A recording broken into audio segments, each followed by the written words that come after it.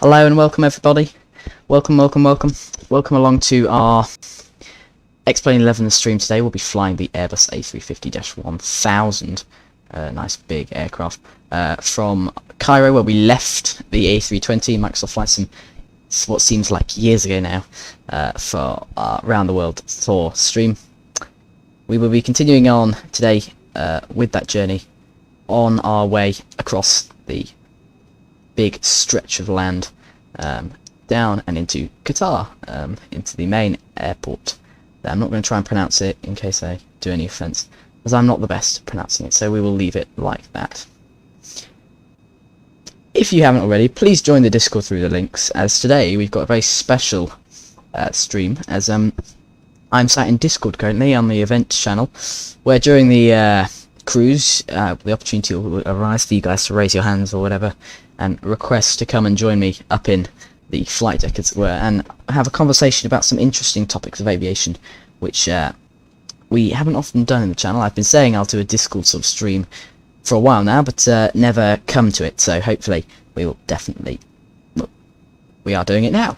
So yes, that's about it. Apologies for not streaming in a while. It's been a bit difficult recently, but we will definitely get going with some more streams into the future. I have not been streaming in a while, but that should ramp up considerably moving along now. Yes, as I said, join the Discord through that link that's pinned in the message. If you are already in it, go hop into our event chat and have a listen to what's going on, and I look forward to speaking to you guys later. So we'll go ahead and get on with the stream. First of all, I'd like to introduce Jones Aviation there, Qatari 245. He will be joining us. He is in an A350-1000. It matches him as a 777, but that's not a problem. We go into our flight deck then. Flight deck here. So in the flight deck then, I've begun doing the startup. I started doing it a couple of minutes ago, so I will have to continue with the startup. The IRS I set to align, so they should be pretty much there. I think I've got to click a line at some point. So yeah, that's pretty much what's going on. I've got to finish inputting our data in here, and whilst we do so, feel free to say hello in the chat. Fantastic. The IRS, I click align IRS, aligning on GPS position. They should align. It says aligning in 0 minutes. Align? No, I think I'll just leave that. The init has been put in. If we go to flight plan then, we can begin by shoving in our departure. Today we're going off 05 right. There's no SID and no transition off this airport. So from Heiko 05 right, we've got to insert the next waypoint, which from there today we go direct to Mike Lima 23 Charlie. Apply. Insert 05 right. I think that's Mike Lima 23 Charlie. That seems like right over the, not even off the end of the runway. Oh, that's because we're going from 05 center. My apologies. Wrong departure inserted there. We're going off 05 center. That's fine. There you go. That's much better now. We then head to Foxtrot 23 C. That's fine.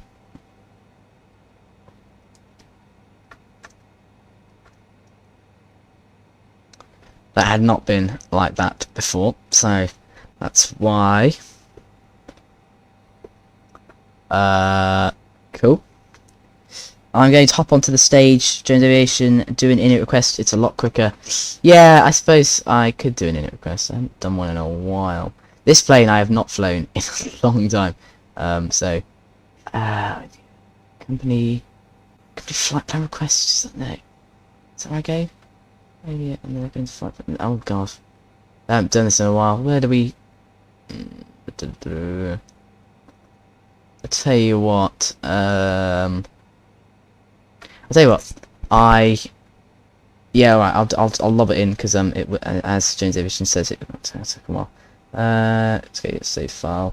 I've got to quickly sort out this filing thing then, because I've got to go from downloads. I've got to drag it across into the Xplane 11 FMS plans thing. and then the name of it, company route name, is Hika TAH01. Select. That's the one. Apply. Bam. Bada bam. Bow. That's all in. Cool. Thanks, Joe's Aviation.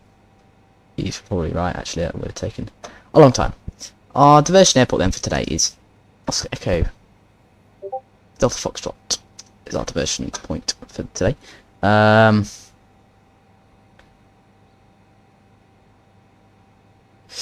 Right. So that's our diversion point. If we get to the flight plan page, yeah, so now that's all been inputted, and we don't need to be doing our arrival on this such a long flight. We will definitely be doing that later on as we get close to our arrival point. The fuel quantity has been put in. The final load sheets I have been putting in. Seats and pedal have been adjusted. The external power, we'll turn that off in a second. We finish up with our fuel and load. So our 0 fuel weight for today, if we head across here to the aircraft, passengers. 0 fuel, 170.6. 0 fuel weight, 170. Hey, can I get a radio check? Can you hear me? Ah, yeah, these people in the stage. Yeah, hello. Reading you 5. If you could go and check your DMs really quick and just tell me if that's alright. Alright, Bucket, I'll have a look through. I've had a request. I can let me shove in this piece of information. Hop an outside view whilst I have a look through, and then we'll go for it. It's a lovely looking plane, the A350. I'll try and talk whilst I read this message. It's a lovely looking plane. I do like it a lot. Tell you what I'm going to do. I'm going to turn down Discord just a little bit.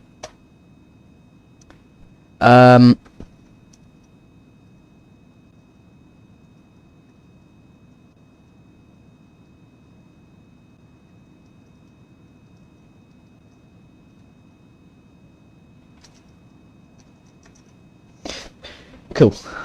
Right. Groovy. Block fuel 17.4.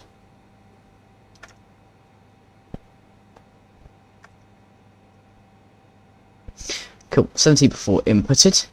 It should work out the rest of it there. Alternate fuel, yes, it's automatically calculated takeoff weight and our landing weight, which is pretty heavy, 187 tons takeoff weight. That is heavy. We've got a lot of fuel on board, 17,000 kilograms of fuel, so it equates to 17 tons. So that's a lot of fuel on the way there. We want to go to our performance page then, and over on the left here we want to go to our performance calculator, which is there. So we basically, in this, input the information into the aircraft that we want to be inputting. So it should be, if all the weights are inputted properly, I'll whack up the cab lighting, and the performance calculator should work. If it doesn't, I'll be rather annoyed. I believe it's going to be flaps 1. What kind of runway? I've got to check the runway length actually. Over at Qatar Airport here. We've got 3,999 meters of runway, which if we have a look on outside view, you can see it's a very, very long runway for a plane like us. So I think flaps 1 would be perfectly acceptable. So we head back to aircraft. Wonder why it's not letting me input stuff there. I'm not happy with the way I've implemented stuff. Huh. That's annoying because I do rather need that. Okay. Do I need to unload? Maybe I need to unload and unload passengers. Sometimes that can help. I display so. I send it over here. Okay, so if I go unload passengers and implement that. Oh, I need to be in the load configuration. Right, so ground service. Dalton Hatches load config. Ground equipment auto config. Airplane passengers implement.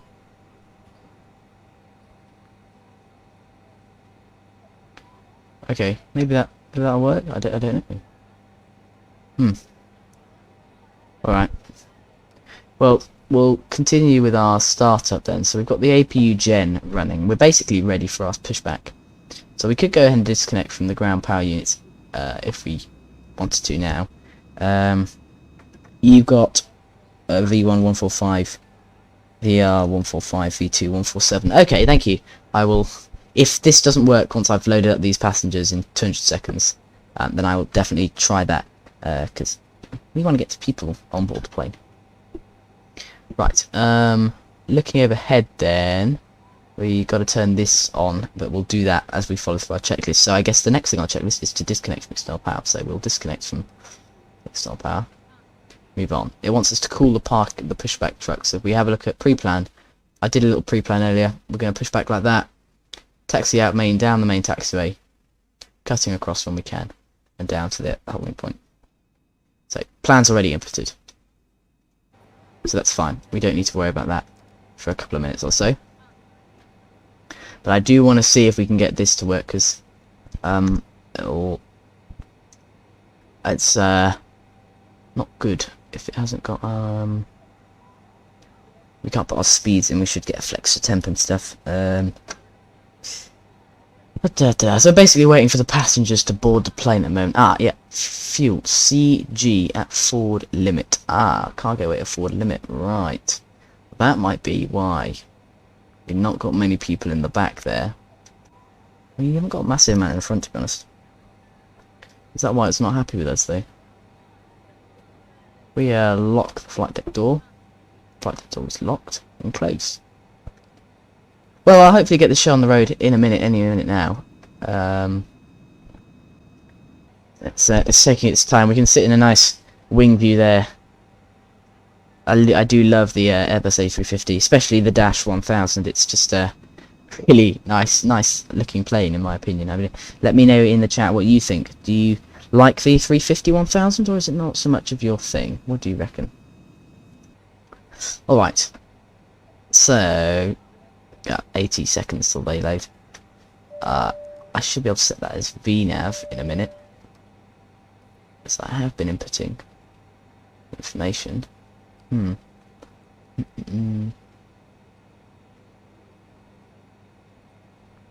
whack on our beacon light there, and we'll set these to auto, leaving our commercials off for a minute until we're told to turn them on, because we don't want to be turning on until we get the engines running, because quite often it will drain the batteries or the APU power, which is what we're running currently.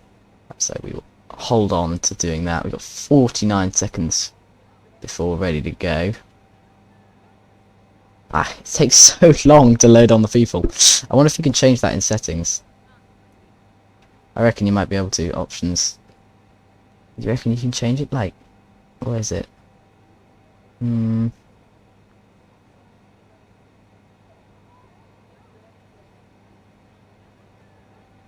Maybe you can't. I don't know. I just it takes a long time to get the passengers on board the plane. Cool.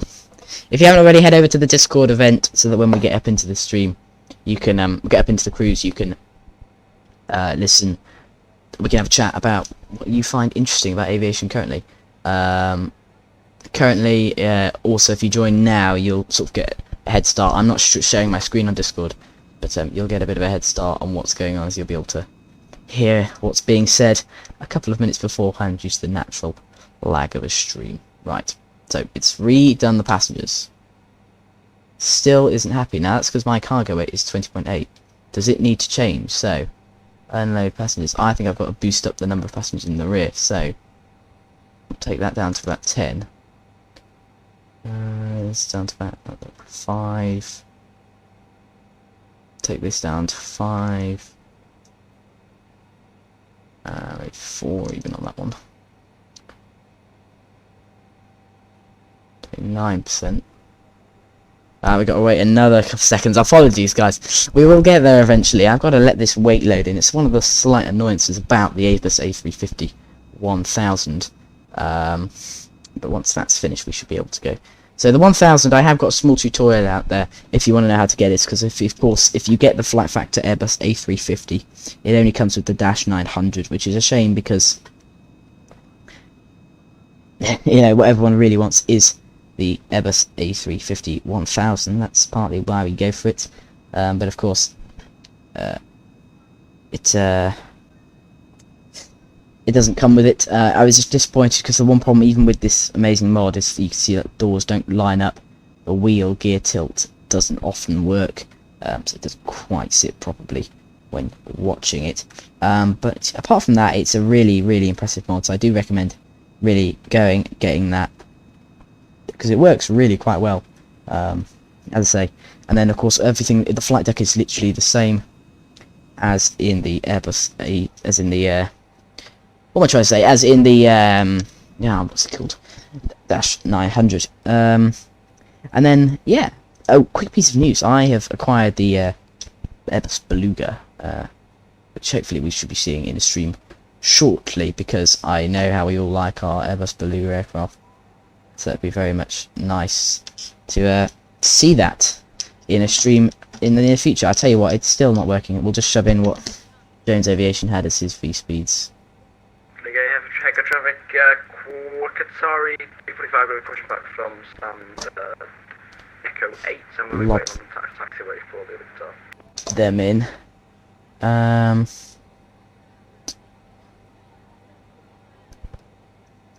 Let me just find out. There we go. Okay. 100 seconds till the passengers load in. Then we should be good to go. I'm going to tell you what, I'm going to call up the pushback truck. Get him to at least come, because ground to cockpit. Oh. Please show me where you want to go. Did show me where I'm going. So that we can then at least get moving. Fairly long taxi out to the centre of the runway. A little bit shorter, made short by the fact that now we're not going to the far right runway, which makes a bit more sense than having to taxi all the way across a perfectly good runway to get to the other one. So if we have a look at our charts whilst we wait for the people to load in, you can see we're over here. We're going to be taxiing out onto Sierra, across via Link onto Tango. We'll go from the very end of the runway at Tango. We'll roll down. There isn't a SID or departure for this runway as such, but you can see here what we're going to do. We're going to be going straight for about 5 miles and then make a right hand turn out, down, sort of a southern heading down, out towards and across the main bit of our leg today. All doors and hatches are closed. Ready to connect.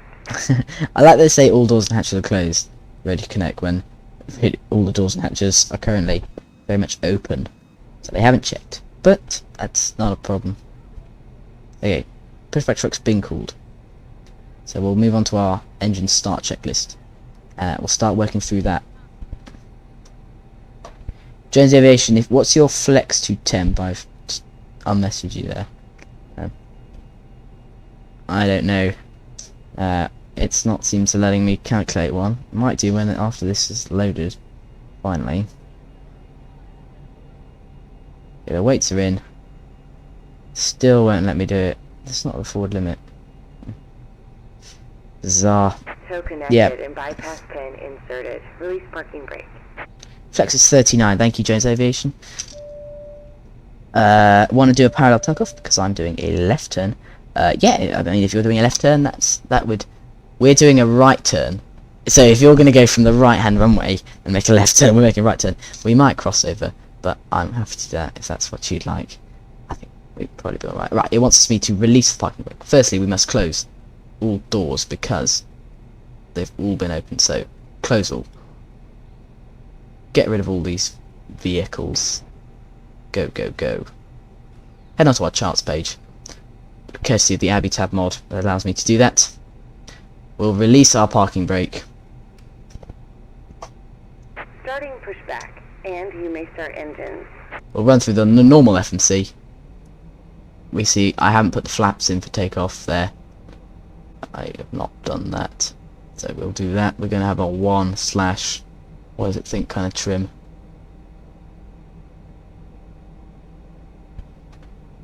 %/30. Oh, okay. I wonder why. 1 takeoff shift. Yeah, that's fine. Okay, engine starting checklist. Hydraulic pumps for engines 1 and 2. 1 and 2. Engine bleeds. AP bleed, sorry, on. Ecam auto mode. I checked that. Engine starter selector set to the start position. Engine number 1, start. We'll confirm. We can see the N2 is rising, the N3 is rising. Looking for our N1 to rise here. We see it starting to rise. We're looking for the N1. It's quite high in the Airbus A350. I can't recite it off by memory. It's been a long time since I've flown this plane. I'm going to turn up the Xplane sounds. I think they sound they seem a little bit quiet from where I am. That's a bit better. Waiting for an avail sign here. We got 13%, 14, 15. It's moving up slowly, but it's moving up. That's the lyrics of the song, aren't they? Right.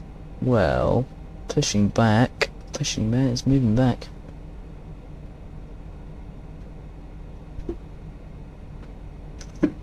The trim automatically on the A350 sets itself to whatever it should be for departure, so we don't have to worry about that. I forgot to call on Vatsim. There's no one online, so it doesn't really matter. Who have we got on these controllers? Tel Aviv. No, it's not. They're not covering us, sadly, so we'll make a call on Unicom. Unicom, Cairo traffic, Qatari 1633, pushing back from stand for taxi out to runway 05 centre for today. Fantastic. So we have pushed back. We've got engine 1 avail. We can start engine number 2. We'll get the engine 2 avail in a minute. Our start checklist will run through. So the parking brake needs to be set. When we're allowed to set it, we'll set the parking brake. Nice. Operation complete. Set Go parking ahead and brake. set the parking brake. Fantastic. Parking brake gets set. Well, get rid of Disconnecting tail. armrest there. Stand by. That's easy to do.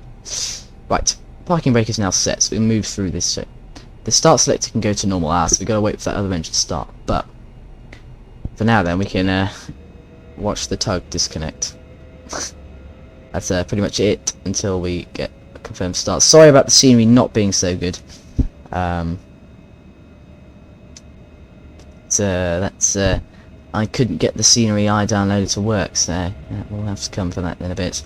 It's not too bad though. I mean, you know, we're keeping the frames up. We're trying to keep the frames real good. I've been doing lots of things, lots of stuff to try and keep the frames going nicely. Which, seeing as I've got Discord, Streamlabs, Xplane, Xpilot, and all the stream stuff in the background as well open, I think we're doing pretty well to be getting 30 frames. We're on the ground, but I look bright. Anyway, And bypass bin has been removed. start Hand selector, signal will last. normal. We'll see you next time and have fun up there. Engine 1 and 2 bleeds on.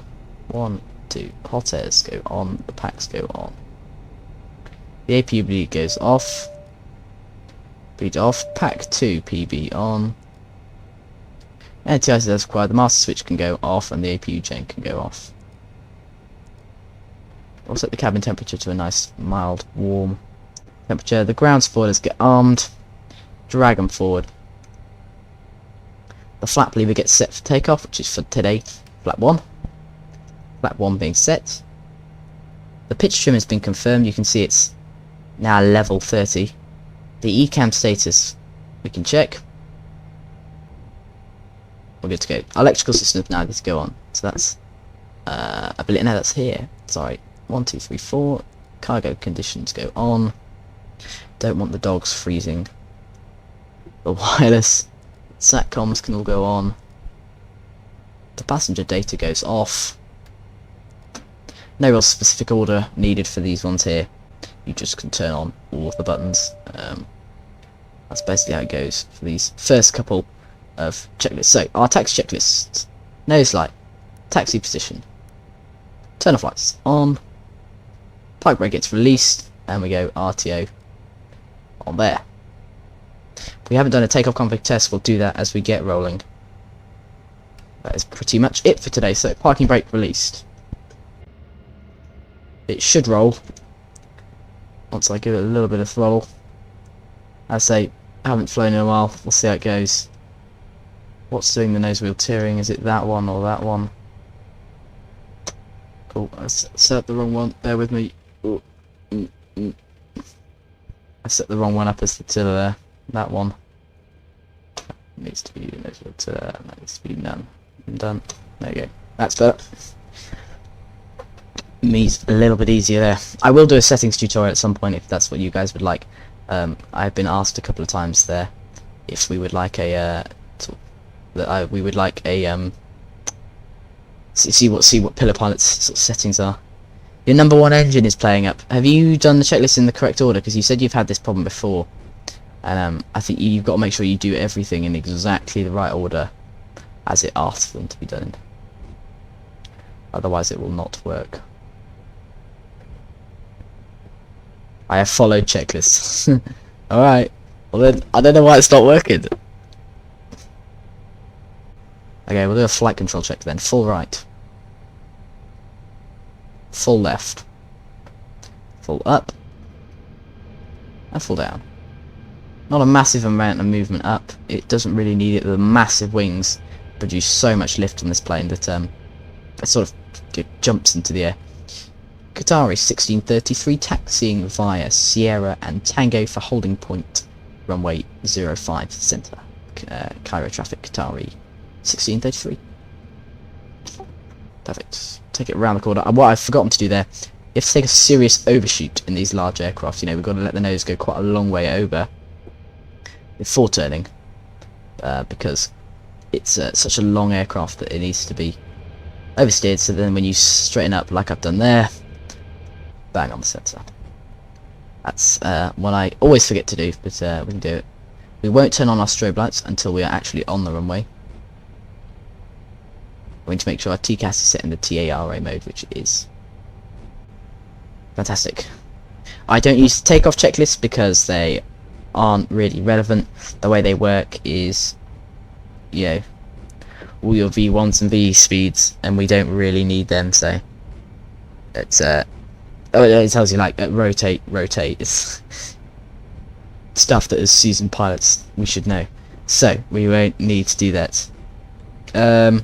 Okay, so yeah, the flight controls good. We're pretty much ready to go. I'll just take my yoke back to the ground. There we go. It sometimes hops up and moves around, which it shouldn't do. We were going quite quickly there during the text. What were we doing? 21 knots? Goodness me. Not company policy. I need to make a pillar pilot livery for this aircraft. We have got ones for the Zebo and 737, but not for this one, have we? Which is definitely an issue, because we want to have full pillar pilot virtual airlines eventually, and I've got to be making these liveries. Anti-ice as required. We do not need the anti-ice. That is for sure. Just check my controls down here are good, and they match what's inside the flight deck. They certainly do. Very happy with that. Taking it around the corner.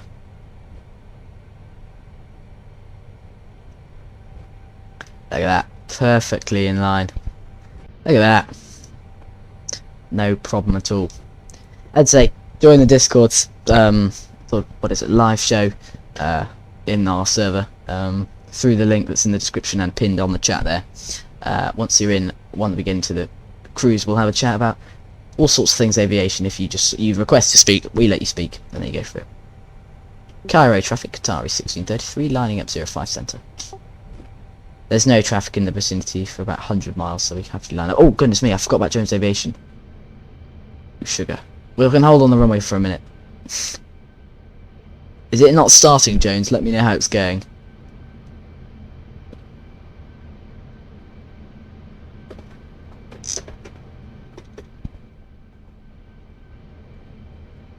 It's a massive runway here at Cairo, so we don't need to, flap 2, we don't need to toga it. We're going to go flex, gently let it go, roll up to our takeoff speed.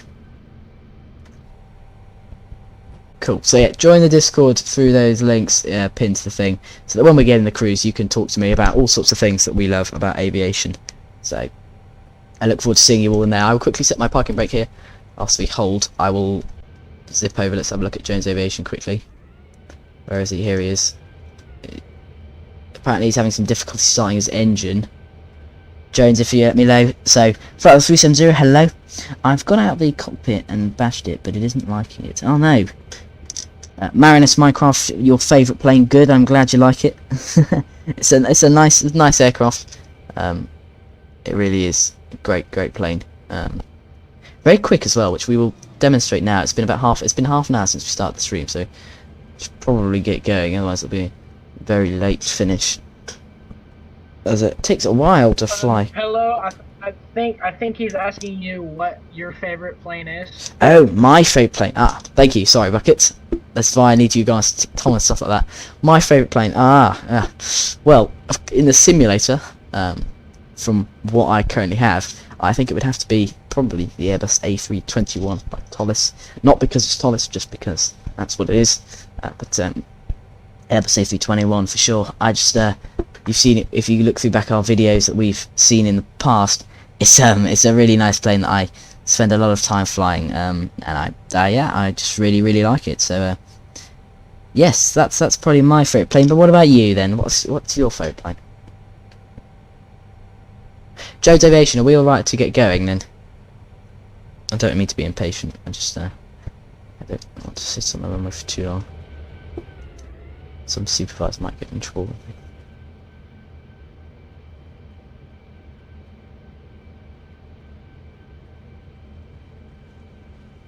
Good, right, so we'll get rolling and we won't go as fast as we should be. We'll wait for him. We're going straight up to flight level 410 today because there's no constraints, because there's no departures, no traffic in the area, so we're good to go. Unicom, Qatari 1633 heavy, rolling runway 05 center, Cairo traffic. So, release the parking brake. Chrono on. Throttling up. 50%. Engine stable. Manflex. Let's confirm. Manflex. SRS. Runway. Auto thrust. Blue. Speed live. You can set a key, Jones Aviation. You can set, if you go in settings, I have a key called, which I have set as D, that starts all the engines up. I'm pretty sure you can assign it just to any button on your keyboard and it will start the engines. So have a look into that, see if you can find something to do that. B1, rotate. I wasn't paying attention. Pitching the nose up. I think we're a little bit heavier than Jones might be or something, because that didn't quite pitch up when I rotated. The gear in the travel position, we're quite rear heavy, that's what I'm noticing. Shift the weight forward a bit. There we go. Trimming it. Trim the plane. And we're just looking to pitch up right to that flight director's centre there. Get our dot right on the dot of the flight directors. That's what we're looking to do. The gear are up. Check on the outside view, the gear are up. Climbing nicely out there. Quite a steep climb, we'll pitch the nose back down, following the green dot. We want lever climb now. We're into the lever climb. That means in the Airbus system, the auto throttle will now engage. We'll turn off lights and nose lights, leaving everything else on. After takeoff checklist, the APU bleed and master switches are off. The anti-ice is as required. Not anything. It's very warm over in Cairo. So now we know we're safe climb out. We can set the standard pressure on both sides because we're going straight up flight level 410. Cruising flight level set 41. Anti-ice. The seatbelt signs are on. We'll review them when we need to. Not for the minute though yet. I'm about to start making that right hand roll I was talking about. If we pop out these displays, we can head into the wing view. Or is it that one? That one's. And we can fly the plane from back here. I'm just going to let it roll right. Oh no, they've frozen, they don't work. Okay. There we go, so the flaps are going up. There go the flaps. And then the slats we still control as the pilot flying. The aircraft will automatically bring in the flaps. When you can disarm the spoilers, which we'll do in a minute. Keep pitching the nose up. Quite a long way to run to our next waypoint here. Just in 30 miles, so we've pretty much got a straight run here. When we pass through 10,000 or so, I'll disable sequel signs. 245 taxi to runway 05 centre for departure. Cairo traffic. Oh, fantastic. And Cairo traffic. Qatari 1633 heavy passing through 6,500 for flight level 410. 0 heading towards Qatar. Right, 7,000 feet, we'll engage the autopilot, and we'll bring up the slats. We don't actually need to because of the overspeed, but it makes the aircraft much more clean, and so we actually can reduce throttle power a little bit, and we don't overstress the engines. But there we are. Climb out of the Airbus in the Airbus A350. You can see the airport back there, over to our right. I think we're in wing view actually. We might be able to see it there. Yeah, there it is. See the airport that we've taken off from. Can we see Jones Aviation? Yes, we can. There he is. You've reloaded and set up the FMC. Fantastic. Apologies. I don't know why it doesn't work for you. You said this a couple of times. I'll have to have a look through. We can turn off our landing lights there, as we're in a nice gentle climb out. Seatbelt signs we'll review now. I think we can turn them off. It's safe to say we're about to make a turn, but as seatbelt signs are off, it reduces the turn rate, especially as you get higher and faster, so that shouldn't be a problem. Seatbelt signs go off. ECAM memo. Okay, if we have a look down here, we're happy that our squawk is good. Our ECAM memo is looking here. Speed brake is still armed. Okay, well, the arm off speed brake. Speed brake disarmed. No smoking signs. Well, we're going to leave them on. This is a no smoking service. The nav aids, check. We can turn on our VOR. A couple of VORs. Our nav aids are good though. We're flying straight towards the waypoint. What is that? Menley, currently. We're through 12,000. The chrono set. 4 minutes 40 seconds. Not bad. Nav aids, optimum max altitude set 410. We can see in the FMC in a minute what our optimum flight level would be. But you can see here the planned climb for us to be climbing through. But our optimum flight level, I'm not quite sure where we check that. Is it here maybe? Optimum. Normally it says quite somewhere around it. It's quite like bold. It goes like you're not at the optimum. Traffic Qatar 235 departing runway 05 set to Cairo. Ah, he's off.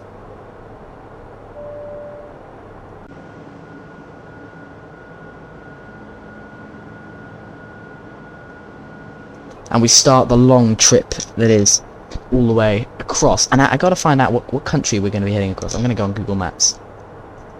We're getting a solid 30 frames, and that's because basically this landscape is quite barren. So there's not much for it to be loading in. Right, we've done the climbing page. The next checklist is our cruise. We're not in the point to be going through the cruise checklist yet. That's fine. We can close down these. We can go on maps, I suppose. Put it on like world low.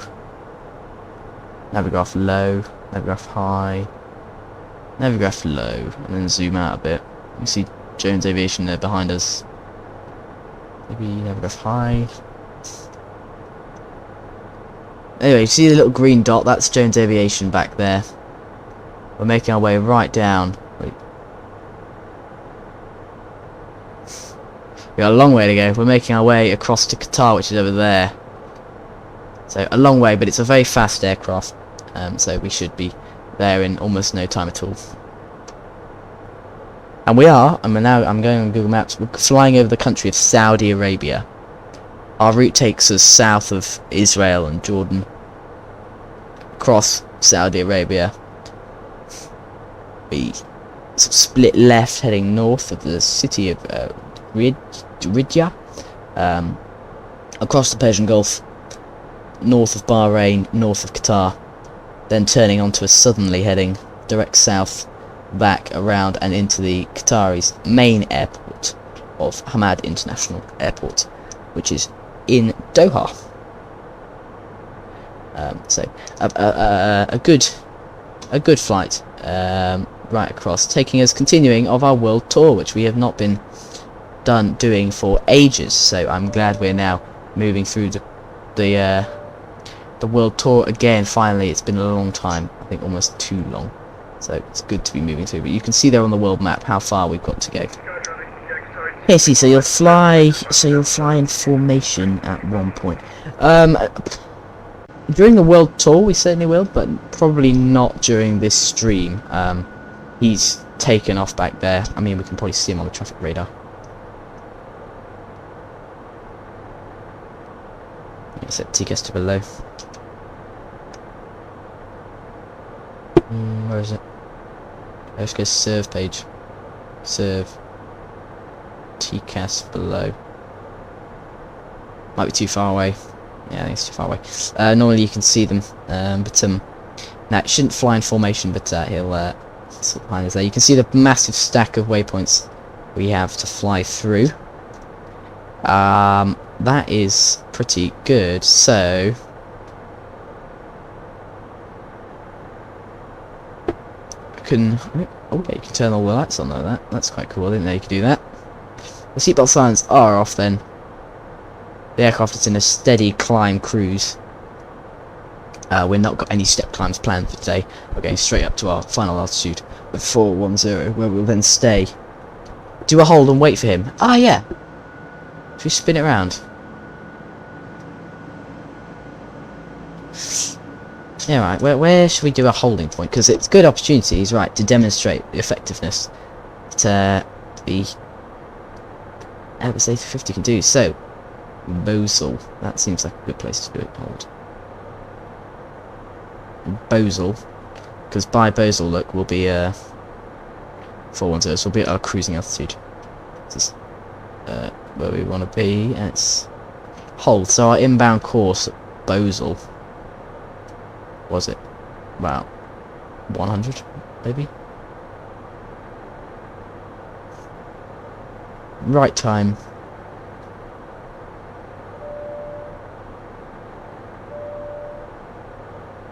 Two minutes maybe. Let's see. Yeah, insert. Okay, there we go. We've got a hold planned at Basel. I'm in an autumn climb right now. 400. Yep, that's exactly it. Oh, you're in open climb. I was in climb econ mode, so it'll open climb, pretty much the same thing. So in the climb mode, the Airbus's computers, for which it has 23 for the autopilot, each one more powerful than 5 of your normal PCs. So it's a seriously very powerful computer. Anyway, they optimize, depending on our cost index, what our climb rate should be based on the information we've asked it to compute, which is quite a clever little system. But it means we get the right climb percentage to not be burning too much fuel. See, we're at 87% throttle. We've got a high level of thrust for not a very high climb rate, and that's why it's gently climbing us up, because we're very heavy. May you hop on stage, Bucket? You certainly can. Come in. You can get this going, as he said. I will. I'll bring up Spotify and start getting some music. I can't say Spotify. I will somehow get some music to go. I think I've got to edit the stream, haven't I? Yeah. I'll get the music going, so don't you fret, guys. That music shall be coming very sure quickly. If you too would like to participate in saying hello on the stream, join the Discord and come have a chat to me about whatever it is you find interesting and fascinating about aviation. Suddenly our crime rate plateaued a little bit. Seems to be hitting maybe some thick air or something. I'm not quite sure, to be honest. Alright, can I get a radio check? Hello, reading you. Well, first off, hello everybody. My name's Bucket, and I would just like to start this off by introducing Jones too. He's not currently here, I don't think.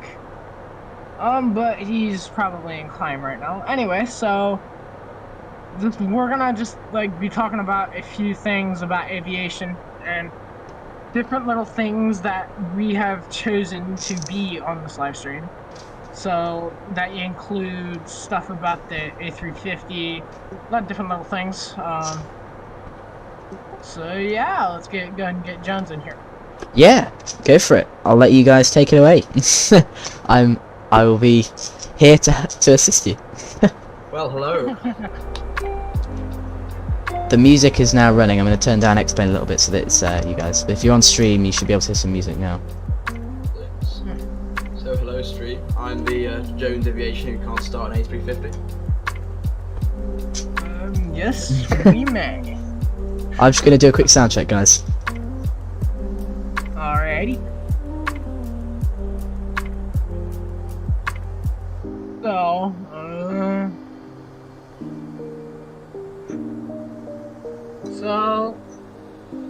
hello, the A3,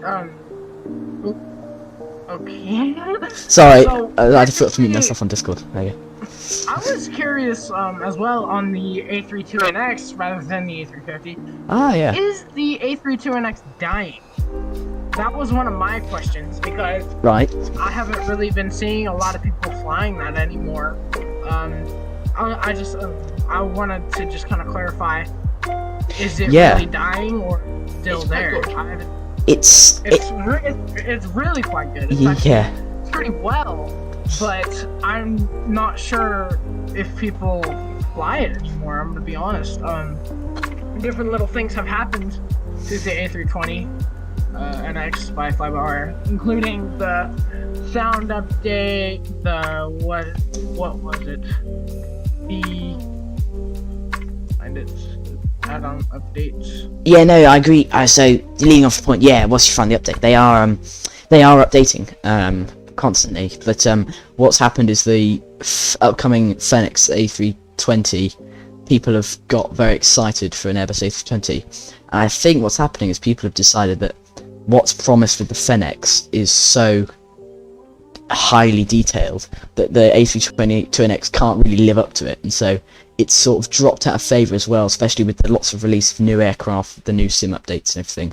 It's no longer in the centre of attention, and actually I think that's, you know, part of the reason for it dropping out, as you say. I think it's that anticipation for the Fenix. Potentially, if the Fenix isn't what it lives up to be, I don't think it will. I don't think that will happen, but might well do. Then the fly-by-wire will suddenly surge back into favour, certainly because people come back to that aircraft because it's definitely one of the best things for the simulator. And there's another thing to go with that. I'm not sure if a lot of people have seen Project Megapack, the website for Project Megapack, but they have ended their service, so that means that there aren't really a lot of liveries for the A320 anymore. Yeah. But here comes another thing: is that if it does go out of business, I would honestly be kind of upset because of how much effort was put into the A320NX, and just to say, it's one of the main aircraft for the flight simulator. So that would kind of be upset. No, I really agree with you. It's definitely the main aircraft. I think still currently, even with the release of new planes, it's still the currently main aircraft. And I'm hoping with the release of their A380X, that should really, very interesting. yeah, that should really boost their popularity. Go ahead and move on to the Beluga now. I kind of want to discuss how that came to be. I can go ahead and go to the. What is that Beluga from? Who's that Beluga from? Beluga is Airbus. That one. Oh, so sorry.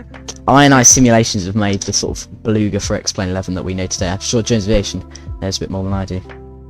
Well, it's What's it actually called? not made by Airbus, funnily enough. Wow. Yeah. Yes, it was made by a company, which I forget the name of it now. It's something Seaver or something.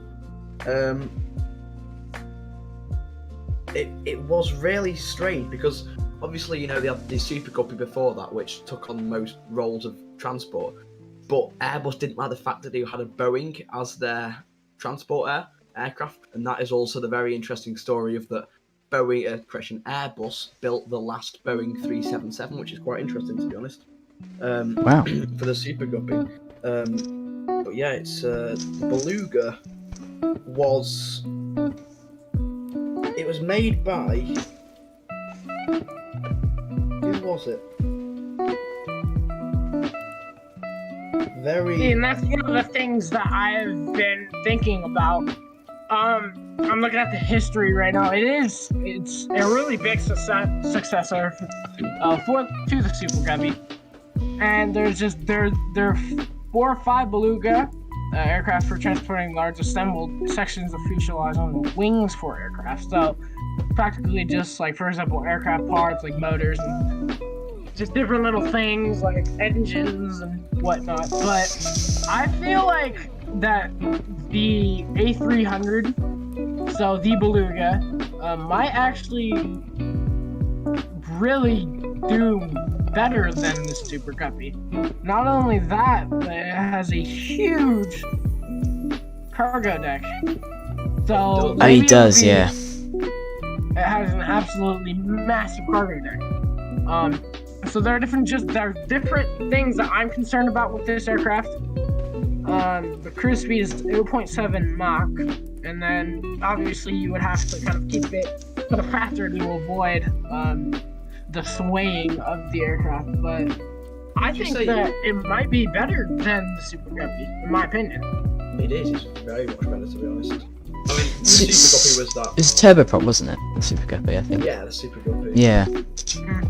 But I mean the XL. I mean, you know, it's a step up definitely from the standard Beluga. It's more like an Airbus A320 than the 300 Airbus. Yeah, A300, which is what and it's kind of used to be based on. Different too in my eye. Oh, sorry. No, carry on. It's kind of different in my eyes. They are making an XL version. I'm not sure which other ones, but they're making pretty big aircraft. Yeah. Which is going to probably be rolled out here pretty soon, I'm guessing. Probably in the coming years. Actually, Yeah. It might already be out, is it? Wait, what? The XL? Yeah, the XL. They Airbus. Yeah, they use it. I think. It flew over my house a few days ago, actually. Ha! Cool. Because I live quite near to the Chester factory, so I'm right under the flight path, so I see it quite a lot. Actually, it's an amazing sort of piece of. It's very much from what I've heard, it's very affected by turbulence. It is. And wind shear and stuff, because it sort of is like a sail. Do you know what I mean? The massive body. Yeah. Whereas when we look at the 350, like here on stream, it's quite a narrow aircraft, so we don't really get that effect. I don't know. What do you think? It is, yeah. I mean, it does have a sort of a limited sort of crosswind limit. I think it's like 15 or something. But on takeoff, it's really quite fine, because if you look at it, it takes off and it sort of pitches into the wind, and it just climbed like a rocket. I mean, I've seen it taking off quite a few times. It's literally a rocket climbing. Yeah, and that's another thing about it is how crazy, how heavy it can haul, and how fast it can climb and get up to cruising altitude, wasting a lot less of fuel than a regular aircraft, I'm guessing. It's a pretty big aircraft. So Casey's just put. Sorry to interrupt. Casey's just put in the chat. Beluga was built by Stelia Aviation. That's it. Yeah, that's the one. Yeah. It was a contract by Airbus to build it, because they wanted ideas from other companies, and someone suggested building an A330, but it was a bit too expensive at the time. So yeah. Someone suggested that with an A300. Interesting. I always. Go on. Sorry. No, sorry. There's a little bit of lag. I think that's why we keep stepping on each other. Go ahead. I had always assumed that the Beluga was built by Airbus, just because it's, you know, it's always absolute Airbus Beluga. Yeah. Like, I guess as say they contracted it themselves. Interesting. It's quite interesting, actually. I mean, adding on what Casey said about the weight, I've got actually an interesting fact about the weight, in that the Concorde can carry heavier loads than the Beluga, because the Beluga was built for big volumes of cargo, not particularly heavy cargo, because even though it can carry a lot of stuff, like very heavy stuff, because airliners are built to be light, it doesn't really focus on the weight of things, especially with the ST. I mean, obviously the XL can carry heavier stuff, but yeah, the Beluga ST, it carries a less weight of cargo than the Concorde, which is quite interesting. Wow, that's amazing. Yeah. That is really amazing. Because I kind of wanted to go into the Concorde. Go for it. The Concorde was kind of a revolutionary aircraft. When the last one flew, kind of revolutionary. I had a tear dropping through my eye when I watched that footage. Oh yeah. But it was really revolutionary, including the fact that it could go insane amounts of speed. But there's another thing is that when the Concorde was at cruise altitude and it was going really fast, it would kind of heat up the fuselage, and everybody would just be like, oh, why is it so hot in the fuselage? Because when you're going that fast, you're obviously going to have some heat building up. So it was really kind of like a different aircraft in my eyes compared to what everybody sees it as. It wasn't only just a game changer, it changed the whole way we kind of look at aviation. Yeah. It was a really cool aircraft in my opinion. Yeah, it's a lot of people. But yeah, I think that the reason why they did ground the Concords was because the amount of money that they were making off of it, I don't think it was kind of like let me say it right. No, you're exactly right. Most people assume the reason was because of the crash, but it wasn't really. They actually fixed the aircraft after the crash and were recertified. But especially in the fallout of 9/11, where business travel was not something that people often did, and that's where it made its revenue from, suddenly died.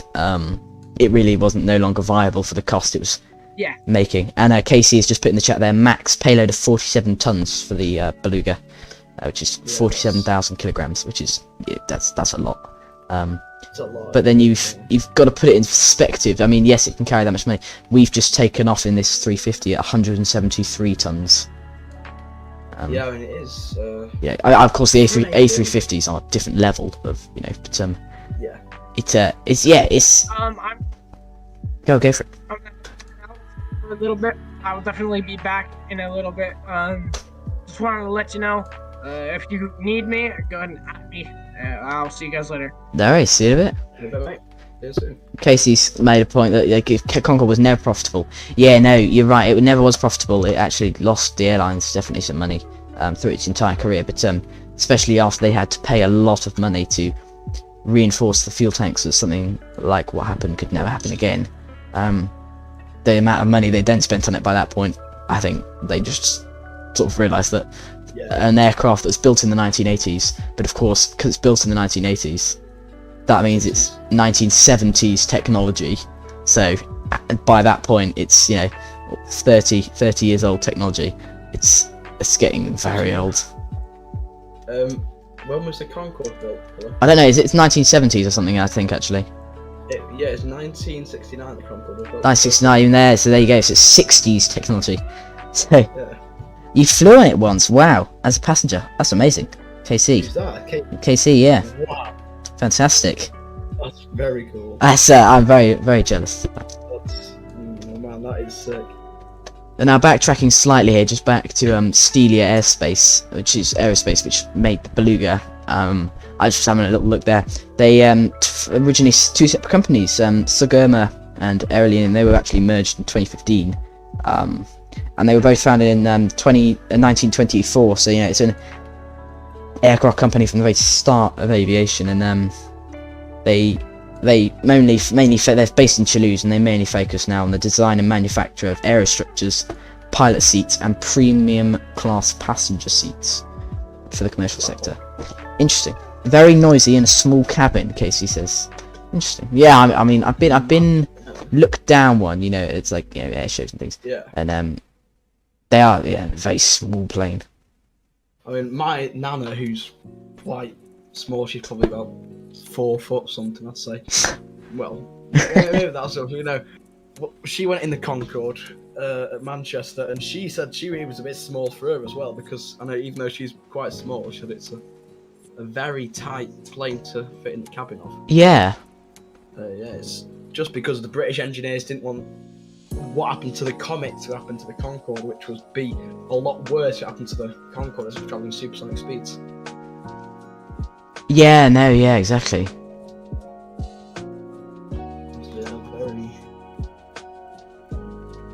Get rid of that one. Sorry, sorting out the flight plan now. I want to get rid of that whole. Jones Aviation is actually catching up with us, because I think we're a little bit heavier than than you are. What's your current gross weight? GW thing. That is 24 244 tons. What, in kilograms? Is it in kilograms? Yes. So it's 244,000. Yeah, 244,750. Wow, we're at 181,7500. That's why I'm not climbing. I'm at 31,000 feet. I'm at 300 FPM. I'm doing 100 feet per minute, and it's not really climbing. We're, Same here. it's not exactly stonking. I mean, the A350 has always been designed to cross the Atlantic in step climbs. Yeah. But yeah. So I mean, I guess we're doing a straight climb, you know. But worth it. The time you gain in comparison, this is Casey, was time you gain in comparison, yeah, it's amazing, isn't it? For a black across in 2 hours, rather than even this 350, you know, 6.5 hours. It's, father-in-law flew it every other day, Casey says, wow. Amazing. I mean, that's what it's built for though, wasn't it? You know, business commuter travels. Yeah. That's what it was for. I mean, that's quite cool though. So you get like people go on the Northern Line to like work now and the Tube, and then other people went on the supersonic Concorde across the Atlantic. It's Like great. commuting, Casey says. Yeah, that is, yeah, exactly. But yeah, no, you're right, exactly. It's yeah, it really Very sort of very changed travel. So I'm very honoured to be able to stream it on our small little channel. So that's good fun. very Yeah. cool plane. Flight level 370 has a quick question. He says, do you have MSFS? I do. Haven't used it in a while. It's got 100 megabyte update to do, and I've only got 175 gig of memory. So I've just got to delete some stuff so that when I download it, I don't clog up my D drive and cause a big crash and stuff. So I'm in the process of sort of declogging and, you know, sorting out my D drive and stuff, and then definitely get back to it, because it's, you know, starting to ramp up a bit. A couple more planes are coming to it, and I'd like to have it ready so that when we eventually get the A380, we can be straight in there. Yeah, it's flying the A380 from scratch. Yeah. Going up to the Beluga and the wings and stuff. Up where I live is actually where they make the wings Wow. for. Amazing. Oh yeah, all the stuff, and the wings for the A350 are actually made out of the same stuff that your plastic toys are made out of. Wow. I did not know that. That's fascinating. Yeah, I have a friend who works there on the wings and stuff. That's cool. Yeah. Right. All it's made of is toy plastic and paste. I'm taking a quick moment to interrupt the chat here, and I just want to draw your attention to the Pillow Pilot merchandise that's available currently. Here you can see we've got some cool t-shirts available, water bottle, face masks, Pillow Pilot pillow, which I thought was quite cool. I've got a couple of these things on order, samples for myself to use, so that when we eventually get face cam on, which I'm hoping to do when we pass 1,000 subscribers. So keep hitting the subscribe button. It's amazingly appreciated. So far we've sold a couple of t-shirts and stuff, but it's amazingly appreciated if you are willing to buy a Pillow Pilot t-shirt. You can get to here but through the links in the description, so please do. Thank you very much. We've got all sorts of stuff. You've got hoodies, say Pillow Pilot on pillows, t-shirts with like a little logo on a water bottle, a black t-shirt with the logo in the center. If you like the Pillow Pilot uniform, this is what I felt was most smart. Yeah, you can see the small Pillow Pilot, and then on the back a big logo. Indoor pillow, that's quite a nice thing to have, even in your gaming desk, in the gaming room or whatever. Quite a nice little pillow. The Pillow Pilot mug, of course, something I shall be featuring a lot, hopefully. And then a cloth face mask, especially at the moment. The COVID case is back on the rise again. Certainly. Oh my gosh, I interrupt myself here. KC has just donated $70 through the chat, and has completed our tallest Airbus A340 donation goal. I don't like to make it all about the money, but thank you very, very much. That's No way. that's truly amazing. KC. KC, thank you very much. That's amazing. Fantastic. Wow. Well, I think we know we'll be flying next time then, don't we? We're flying the A340, I think. Fantastic. Thank you so much. That's incredible. That is. Wow, KC, that is. Flight level 370 has just asked if we could showcase his channel on the stream today. Apologies. Flight370 has just asked if we could showcase his channel, because he's a fellow MSFS user and small YouTuber just like ourselves. So I think we should, Jones Aviation, don't you? I think we should, yes. I think we certainly should. So let me go find it along on here. I've got all sorts of tabs open. Flight level 370. Yeah, flight level 370. Let's go have a look through. I got Google them. Casey, though, thank you. That's that's really amazing.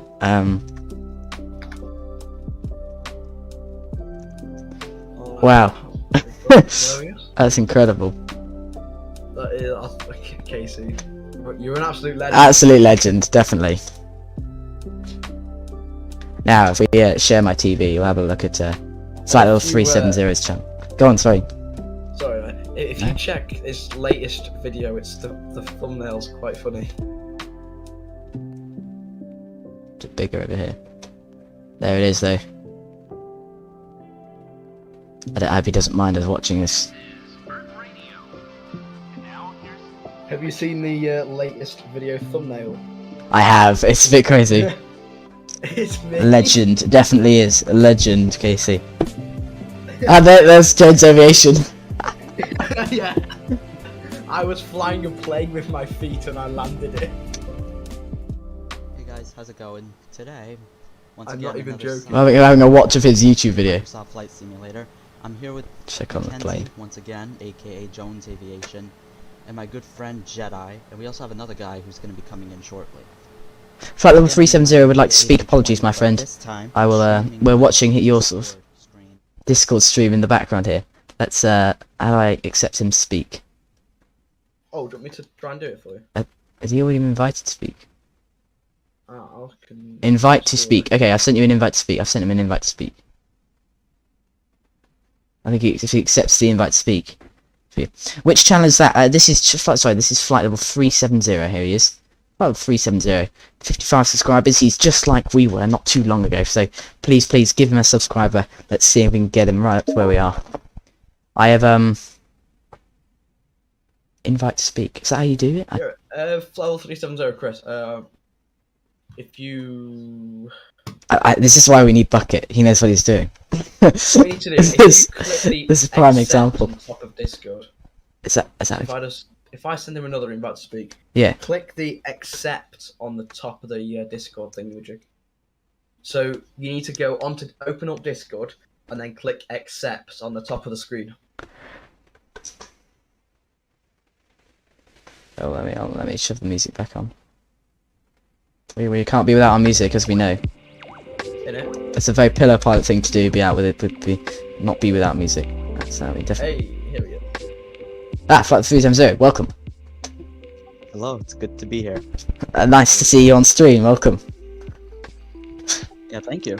No, well, I actually watched your Airbus A321 alternate law test in Xplane 11. I actually watched that video, and I found it quite fascinating. How did you get the idea for it? It just came up. Like, You just. I was just flying the A321, and I was watching the A319 alternate law test, and I was like, I think I should do something a little bit different, you know? Yeah. So what kind of your aims is? I know I'm not much bigger than you, but what are your aims? What do you sort of try to focus on? It seems to be MSFS, but I know you've got Xplane, so yeah, what's your main favourite game? You know, it's just to make videos, just have fun on YouTube, make really funny content and everything. So Yeah. That's why I decided to use Microsoft. Well, fantastic. Just make some like Discord flying fun. I actually have a new one that I'm actually formulating with Mackenzie. So, Jones Aviation. Well, there's me, yes. We do a lot of sort of flights together, don't we? We do a lot of stupid stuff together. Yeah, so I was Trust me. Yes, I was actually thinking, Jones Aviation, if you wanted to try some interception practice with some light planes, like where we defend an airspace, and that could actually go up on YouTube. Yeah, that would be quite good. I mean, I can intercept Cessna 152 with a 747, as I did on someone else's channel with a stream. That was quite funny. I'm not joking, angular attack just went through the roof. Yeah, I can already see that going horribly wrong. It didn't actually go horribly wrong, to be honest. It was quite successful. Yeah. Yeah, I was actually thinking of taking my new F-18 that came out with update 7 and just intercept some Cessnas, and then just note that someone might get shot down if anything. That'll be quite cool, yeah. Fun. Right. Yes. So Flight Level 370. Thank you for sharing your thoughts. I'm subscribed to your channel, as you saw there when we had a look at it. KC has said he's subscribed to your channel. So we'll get you up there. Definitely. Thank you for featuring me in the stream. No worries, mate. It's a good, nice channel. I find some of the stuff you do very amusing. So thank you very much. Flight Level 370, everyone. Hey guys, Thank you. thanks for having me. No worries. So, for level 370, have you got any interesting news on your side about aviation? Not really. I'm just about to fly the F-18 right now, so Ah, yeah, that's the good old F-18. it's my favorite fighter plane, aside from the F-22 and F-35. Yeah, I mean, there was a bit of news on the F-35 over here in England land, in that the HMS Queen Elizabeth F-35 sadly crashed into the Mediterranean. The pilot did survive. He did, didn't he? Yeah. He did. Oh, that was good. But it's That's a good. multi-million plane to be lost, is there? Yeah. Gonna hurt. God. It's gonna hurt someone. Yeah. 35. Yeah, F-35 equals $35 million. It does, doesn't it? It's, yeah. Yeah. It's But more good than thing that, the isn't it? pilot survived. It definitely is, yeah. And it's was it an Air Force or Navy jet? I think it was Navy going from a carrier. Yeah. But I can't be sure. I have to have a look. Someone in the chat will know instead. Yeah. But definitely. So Yeah. well, I hope he's all right. I think we've been told by the news that he was not killed, but I'm sure he suffered some injuries. So I hope you get better. Yeah. Corporal. Right. No, it won't be a corporal. No, it'd be a lieutenant. You know. So Probably. Lieutenants now. So I'm just doing a quick time calculation now. So it's just passed through 2 o'clock live time inside our A350, because I've got the time wound back a bit here because it's currently about midnight over in the Middle East where we are currently. So I've wound the time back a little bit, but looking at where we are now, if it's 2 o'clock, we're due to arrive in approximately just under 2 hours, about an hour and 50 minutes till we touch down in Qatar. We've made good progress so far. And we're still climbing up very slowly though. I'm very tempted to almost shove it into toga and lob up, but that would Well, I tried that, but I almost stalled it. exactly doesn't really work, does it? So I think Yeah. I'm just gonna not touch it and let it make its way up to the cruising flight level by itself. Yeah, I think that'll be Yeah. the best direction. I think that definitely Wait, would be. what's your nearest waypoint? My nearest waypoint. We've got to have a look at that. I haven't looked. Labad. Right. I am currently. Yeah. I'm a good. We can see you on the map actually. So I meant to showcase on the stream. If you have a look at the stream, we're having a look at you on the map here. We've got a little green dot following us. I can see you at flight level 330 climbing. Is that correct? I am indeed. I'm climbing at about 10 FPM. That's not bad. Me too. It says it's doing 100 feet per minute, but I don't. It's not. It's really not. It's not really climbing. It's slowly trickling. The flight deck captain, we are in cruise currently. Well, pretty much, aren't we? We're cruising. Cruise checklist is just to monitor fuel and stuff, so we'll just keep an eye on our fuel burn and see how it goes. Right, I'm gonna quickly pop to the loo. Sorry about that. I'll leave with a nice outside view of the aircraft, and I'll leave you in the safe and capable hands of Jones Aviation. Which isn't really safe, but still. Yeah. Oh, I'm still streaming TV. Apologies, guys. You could. Oh, there was anything to see, but there we go. That's a bit better. Right, I'll be back in a minute, guys. I'll leave you with the nice music. I might turn it up a little bit whilst I disappear. Cool. See you in a minute. In a bit. So, stream has been in the hands of the Jones Aviation.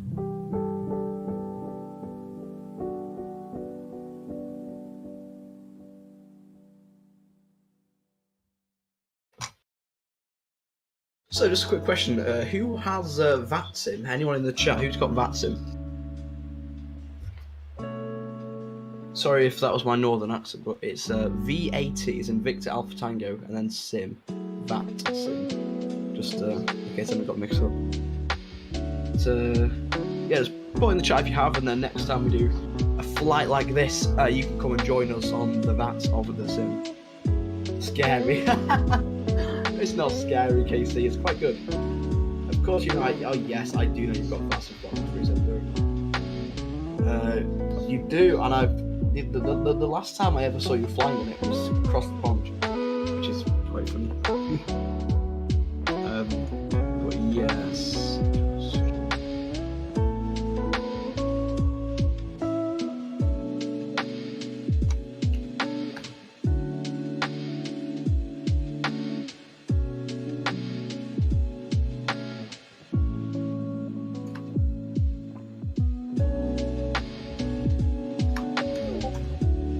So,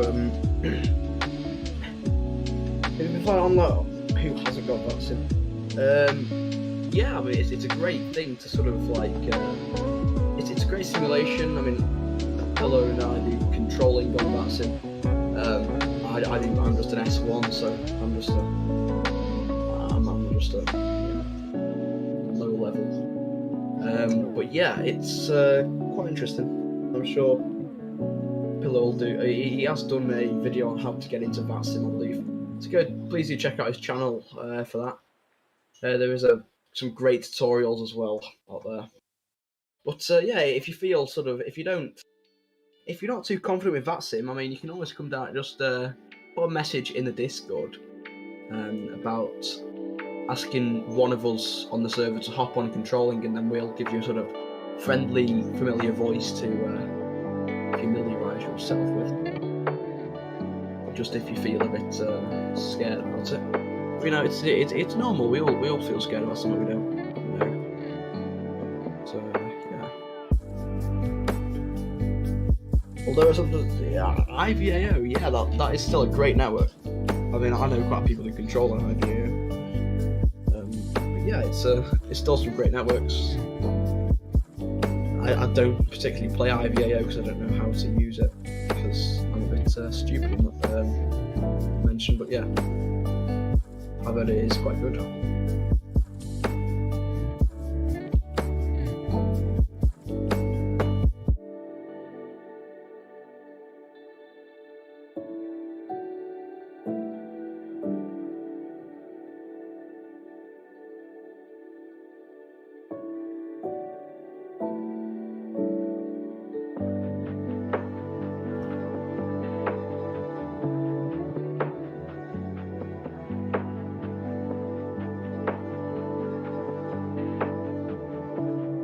Again, if you're just joining to watch the stream, if you do like all sort of things like flight sims, Vatsim, all sort of stuff to do to aviation, please do consider hitting the subscribe button. It does help just a Pillow Pile out a lot.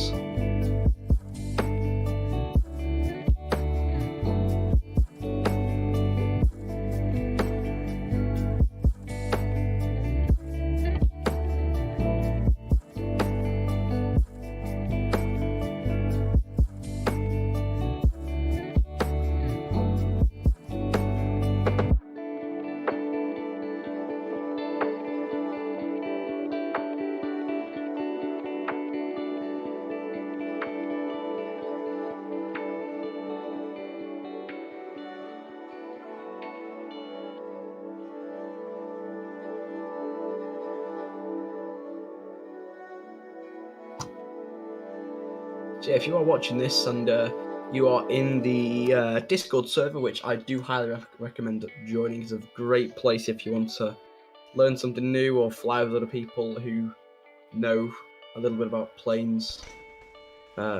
It's Pillow's back. Hello. Sorry, how's it going then? It's going quite good actually. It's going good. He didn't. I didn't do anything bad. I was just asking people if they would on Vatsim. Yeah. If they wanted to sort of join the Discord and fly around with us, and if they were a bit scared of Vatsim, they could come on. Yeah. San Juan or Juliana or somewhere. Well, yeah. I mean, just out of interest, I'm going to do a quick poll. How many of you, enjoy our and do you enjoy ATC streams? Yes or no?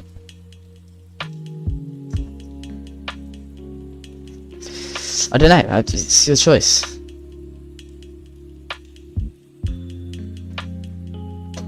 We're making our way slowly up through that 370. Hey, it's 370. It's Oh yeah, flat 370. It's really not climbing very quick at all, to be honest. So. I'm actually descending now. Are you actually? Yeah. You're at 322. Oh my god, you are actually going down. I'm going down. You're going down. This isn't a successful stream. Why are you going down? I've got an idea. Let's lower the cost index. That's not a bad idea. Lower your cost index. I mean, my engines are sat at 93%. They're literally sat at the limit of what they can do. If I go to Toga, 91. so they will run at 100.5%. I'm just going to sit them in Toga for a minute. The maximum time you can keep them in Toga is for 2 minutes solid. So I'm going to chrono it. And I'm going to go to 1 minute 30. I've actually disobeyed that rule a few times on this flight. I left them in Toga for about 20 minutes in the climb. God. At 100 FPS. It just wasn't climbing. Well, if you're descending, I think you probably should, to be honest. Let's just go MCT. I think so. Get the power on there. Continuous Climb up. test. Get the altitude to climb and get up there. Should I just take it off autopilot and just manually fly it? Well, exactly. That's not a bad idea.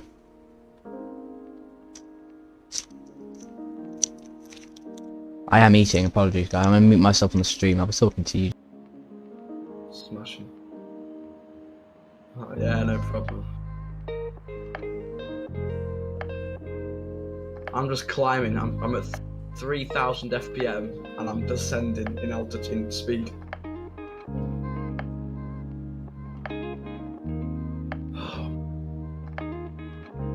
Am I still talking on the stream on YouTube? Well, right. Let's close.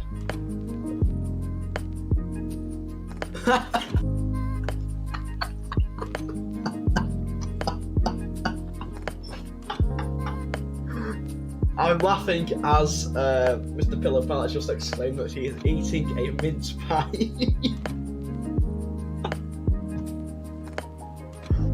Sorry.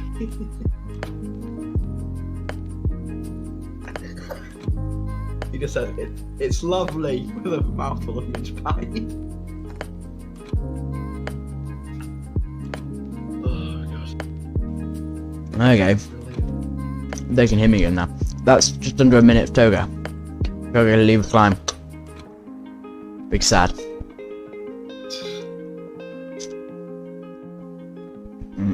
Check the engine page and check our temperatures. Should I just like? I'm gonna lower my cost index to 5. I'm actually stalling. What the hell? No. The lower it goes, the less power you get. No cost index. It Yeah. means like how much fuel you're burning. Yeah, if you whack it up, you burn more fuel.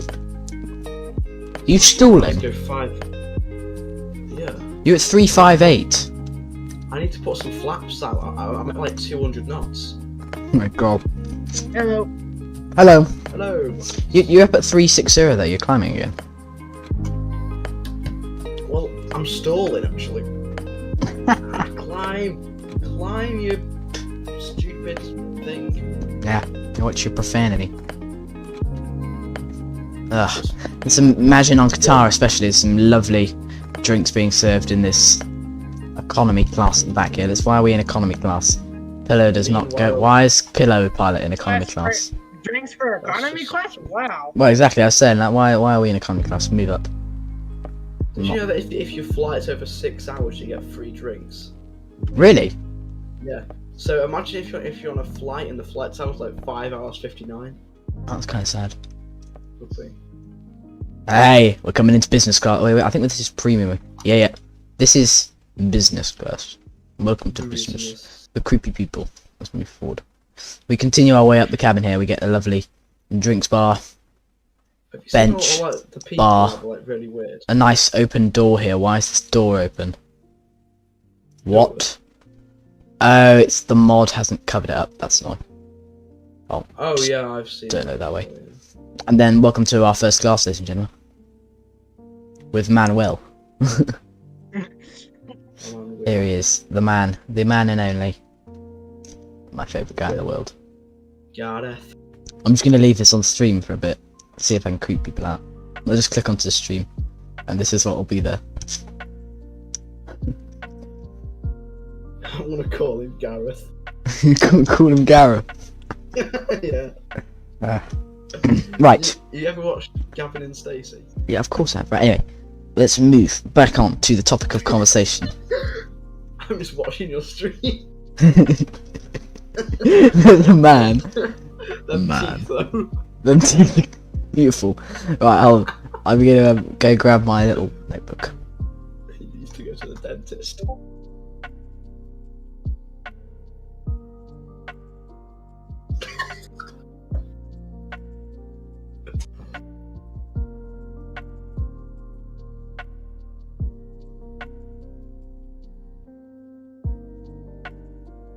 Wow, it's gone really quiet.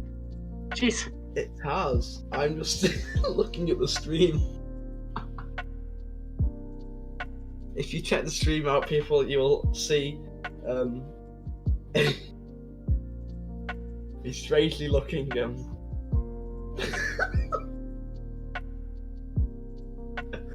he's strangely looking dude from the Flight Factor 350. He's a bit creepy.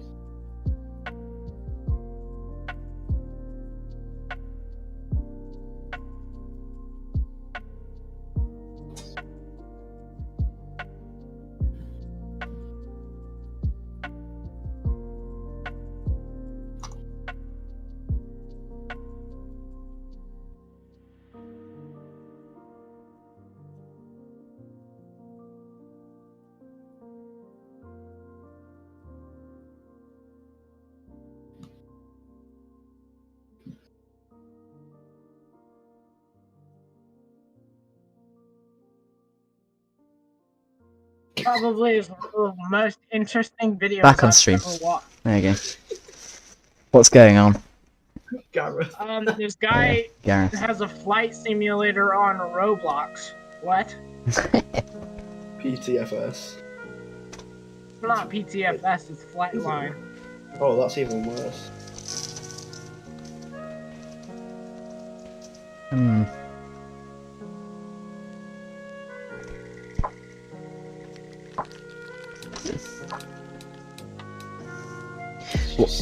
Casey's asked why Manuel. I don't know. I just feel like he looks. I think I know a Manuel from my school, and this guy looks kind of similar to that guy. I think he's. I'm gonna send a screenshot of this guy to Manuel himself and show him a mirror of himself. It's the teeth. They're very similar to his. The teeth, yeah. That's gonna be on stream for a while now. The teeth. What teeth? The grin. Mr. If you Grant. search up someone, a teacher from my school, someone's uploaded a meme on Oh it. God. Right. Oh no. Okay. I have found topics of. What's in memes? I wanna see. Shush. I have found guys. Quiet. I have found topics of conversation.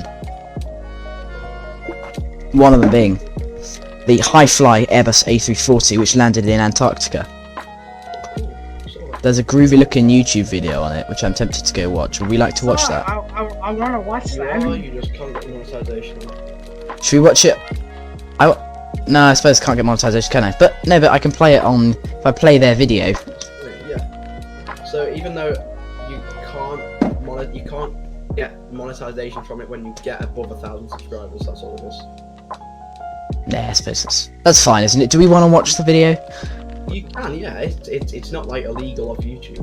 You can watch it, just you won't get monetization. Yeah. When you get it. But we're listening to Lofi Girl music anyway, so I think we'll probably get told off. Yeah, anyway. we're fine. Just let's watch it after stream. You sure? Yeah. I mean, all it is that you won't get paid for Ah, you. older, but Yeah. Casey says he saw that one. yeah. Well, if we're happy not to watch it, I can watch it later then. But No, we can all watch it. I'm just saying you won't get money for it, which isn't really a problem, is it? no, it's not my problem. But I don't Casey get trouble. says I saw that one. What was it like? Don't spoil anything, but It's quite cool, actually. It's very cool. Hey guys, it's flight level. Mind if I say something? Yeah, say hi. Did I ever tell you guys, and actually those on YouTube, did you guys ever know that I'm a virtual fighter pilot and a virtual airline pilot? A virtual fighter pilot. Wow. What does that entail? yeah. What is a virtual airline pilot? So virtual Okay. airline. So I'll start with the virtual airline pilot part. So I'm a part of JetBlue Virtual, where I'm able to fly on the simulator and log flights on JetBlue Virtual's website. So it's kind of like a separate part of JetBlue, although they're not affiliated with the virtual part. So, and with the fighter jet part, I'm actually part of what I made with Top Gun Air Force. Huh? Is it V-Blue? V-Blue, yes. Looks pretty cool. Yeah, it's awesome. I actually just flew with them a few hours ago, but I had to divert due to someone having a medical problem. But yeah. See, that's one thing that I don't like about these kinds of flight simulators sometimes is that, like, these things, people could just say, oh, I have a medical something or other, right? And then you would have to divert, but... It wasn't really something know. I mean, it really wasn't something I had to divert to, but safety first. It's what I feel is safe. Yeah. Yeah, so, and with the virtual fighter pilot, I'm actually a fighter pilot virtually, not a real one. However, I can do a lot of good things with my F-18 and F-22 in Microsoft, such as, like, I can go inverted and just do a nosedive, I can do interception techniques, and much more. What, on Vatsim? No. Ah. Definitely not that sim. I There's get, actually yeah, a group I you can get join kicked. for. Bit of a dirty A350 there.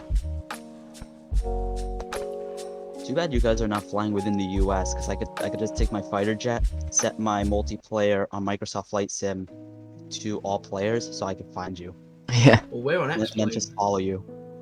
Yeah, they're on Xplane. Yeah. I mean, I think you can also see those who are on Xplane in Microsoft, but they won't come out as like an A350. They may come out as like a 330 Neo. You can't, unfortunately. I don't know. One's on two separate systems. That's the thing about that. Like, I'm actually descending through 370. heavening. That's hilarious. Right, Casey has requested that we do watch this. He says he don't mind us watching it. So, we will watch the High Fly A350. So, I will leave it hanging on the stream for a minute. If you will go watch the stream, I will turn up the volume and you should be able to hear it. It might be slightly, ever so slightly laggy, but that's not a problem. Okay. Is it queued up on stream? Not quite yet. Not quite yet. Give it a minute. Queue up on stream. And then we'll click play. Alright. I'll click play and we'll start watching through it.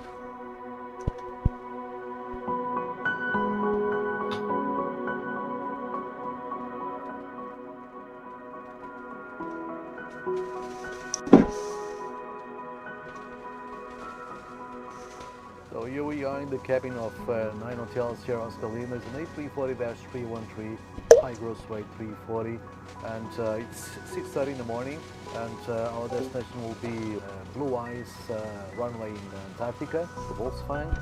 The distance is around 2,500 nautical miles, and the flight time on the way down around 5 hours and 5 minutes. It is, of course, a very important moment. It's the first time an A340 is landing in Antarctica. I'll have the pleasure to do this landing myself.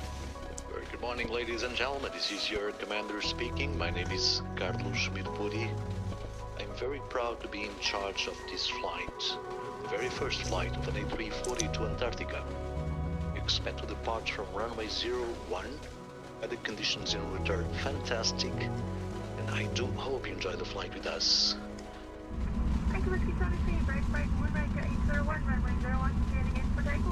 I hope you can hear it alright.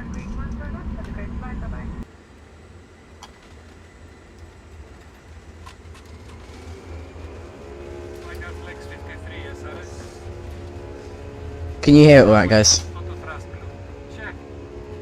Sorry, can you hear it alright? I've found out why I'm not climbing. Do you know why? It's because I miscalculated the cargo and I loaded 18 tons of cargo instead of 1.8 tons. Rookie error, that is.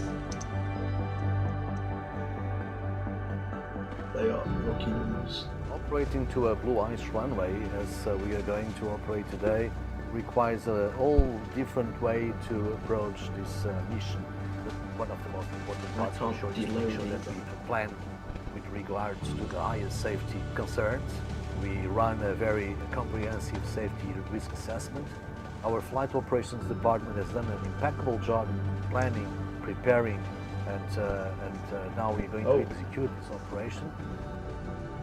You're good? So we've passed the midpoint between Cape Town and Wolfsfang. I may have just unloaded the passengers in this one. Oh, that's bad. East 12 degrees. Can you not load them again though now? Means that we are 783 miles approximately from our destination. Dropped by And 80 we will be landing in approximately 1 hour and 50 minutes. We have just seen some icebergs just a while ago, and we just got the latest weather report, which beats the forecast. The winds are from the south, skies are clear, temperature is minus 15, and the horizon is good, and the contrast is good. This is a very important additional report that we received because whiteout conditions are very uncomfortable for approach. Ladies and gentlemen, this is your commander again. Just about to start our descent to Wolfsfang.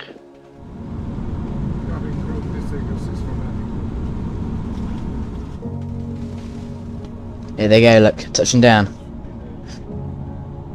Slightly delayed for you guys. 300 feet. Did you see that? 110. 250. 70. 60. 50. 40. 30. 20. Retard. 10. 5. They're down.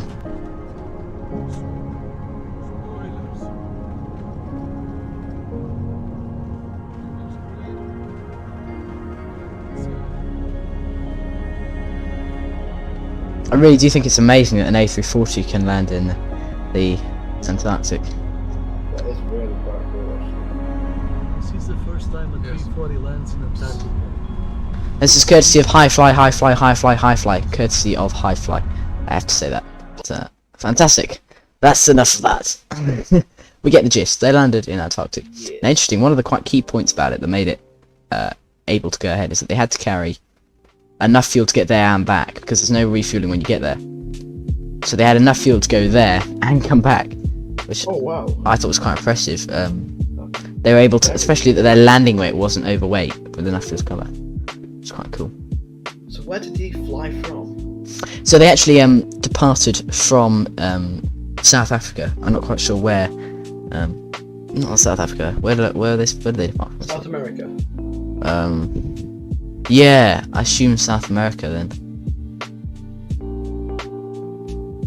Quite a short way. It said they took I think it was about 2.5 hour total flight time, so about the sort of distance we're doing today. But fascinating place to fly over. Yes. And land it. Right, we better start having a look at some charts and stuff. We're sort of just over halfway now. How do you make a plane fly? No. No, because genuinely, I'm actually stalling. You're stalling? How are you stalling even though you've I'm at- dumped all that weight?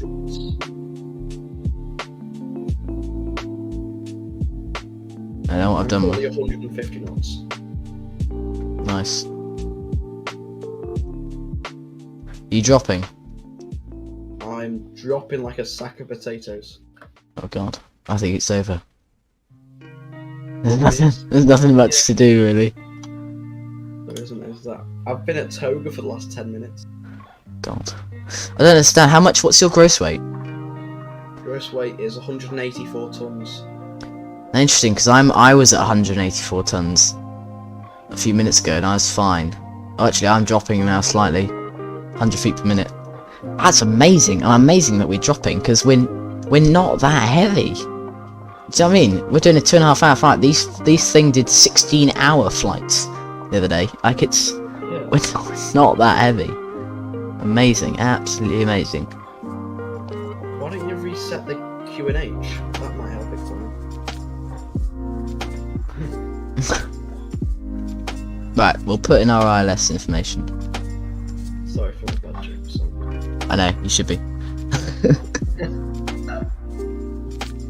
Oh my god, why am I stalling? It's quite amusing. He is, ladies and gentlemen, I just want to point out, Jones Aviation stalling his aircraft whilst at flight level 3. What are you at now? Took off from Cape Town. It's just been confirmed by Oh right. Casey to Cape Town. That's not bad. Nice place. Let me just disengage my flight control computer so I can climb. I'll insert the ILS information. 110.1. Course of 336.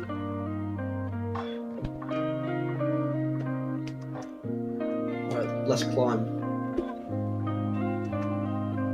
Cape Town Kapstad. Interesting. I mean, I don't like. They're very proud of the fact that they've the first A340 into that part of the world, and that's it's amazing. But my question would be why? Do you know what I mean? Yeah, that's a good point. Why? That's just like that's one of the things they didn't mention. I was just querying to myself the earlier. I was like, why? It's don't get me wrong, fascinating. I think it's it's like marvel that something. Tortoise. Well, exactly. Hi. So what flight level are you at now? 380, and I'm literally dropping at 3,000 FPS. Are you actually? Yeah. God. I'm gonna. We have an aircraft closing in from our left. I'm gonna have to find him on Scenary. Oh no, my ground speed is 290 knots.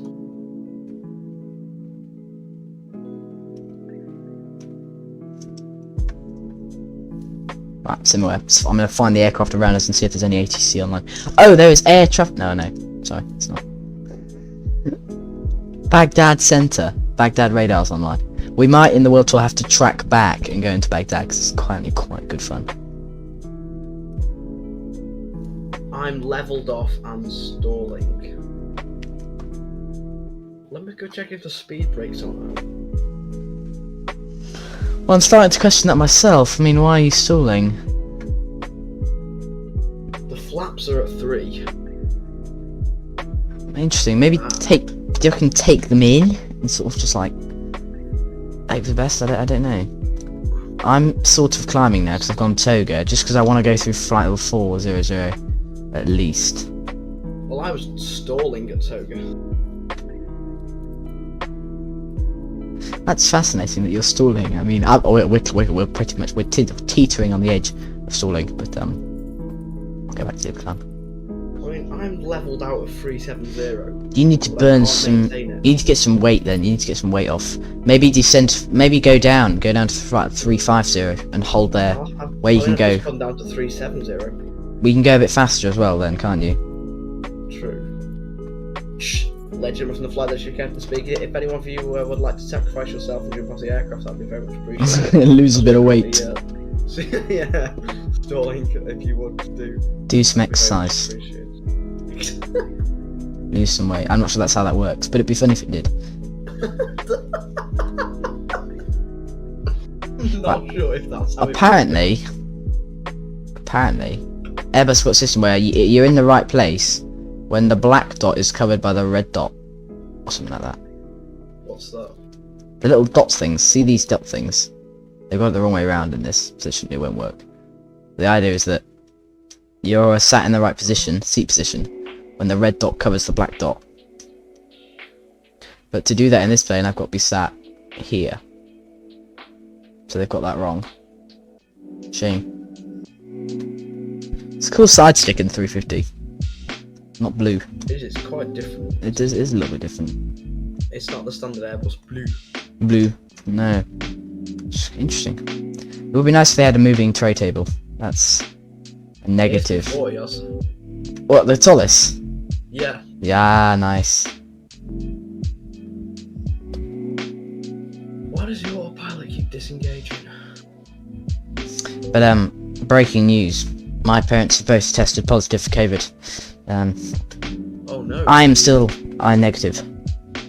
That's good. Are they alright though? They're alright. They're Yeah. just about alright. But basically it will mean hopefully I can stream a bit more. Because I won't be going anywhere for a while.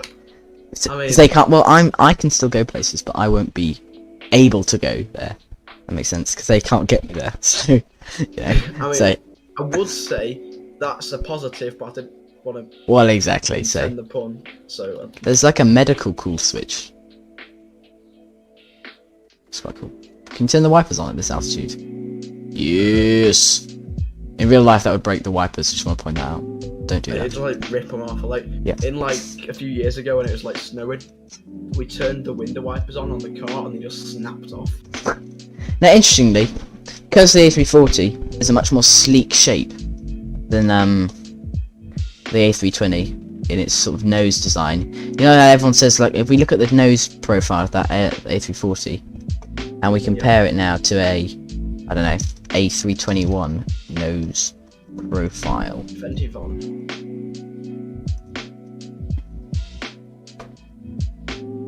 Oh no, I'm banking.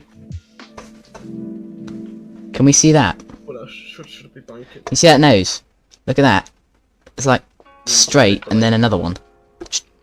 That one's like a nice straight. Don't worry, yeah, you're live with me, but then the stream's delayed, so don't worry, you just gotta wait till it comes up.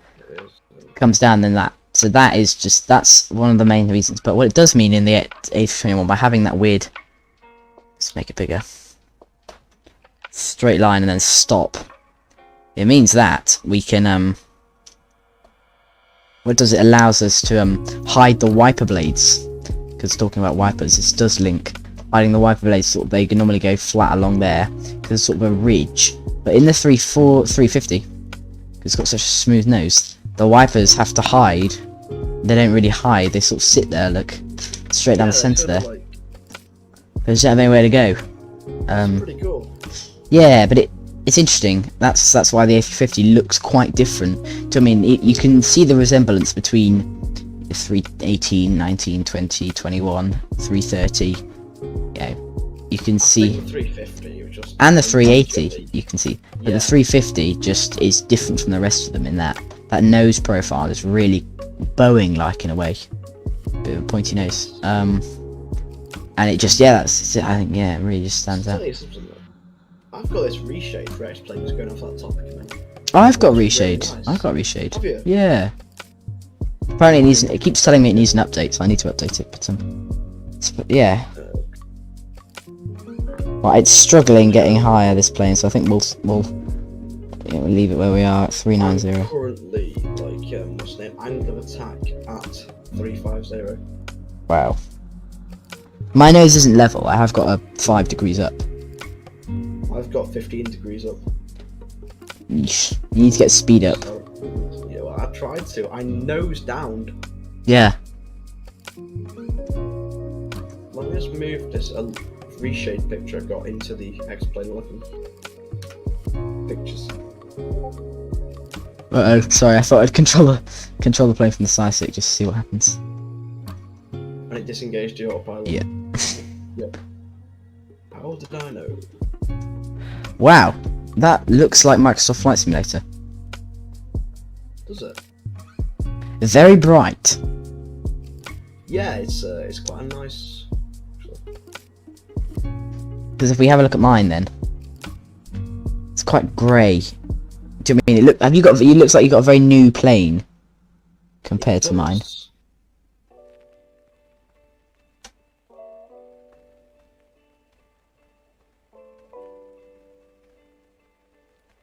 I mean, I've installed a lot of add-ons. Sorry.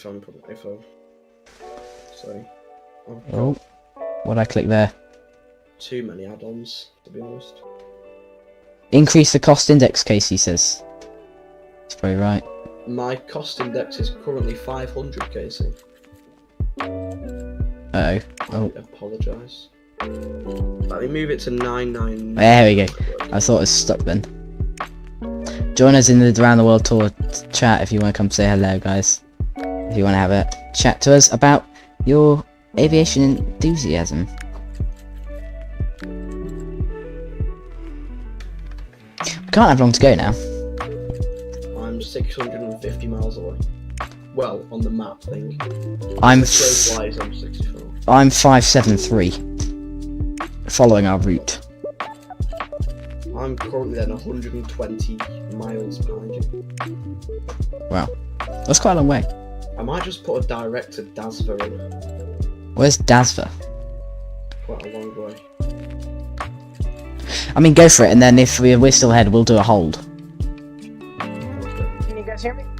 Hey, Bucket. Indeed. Welcome.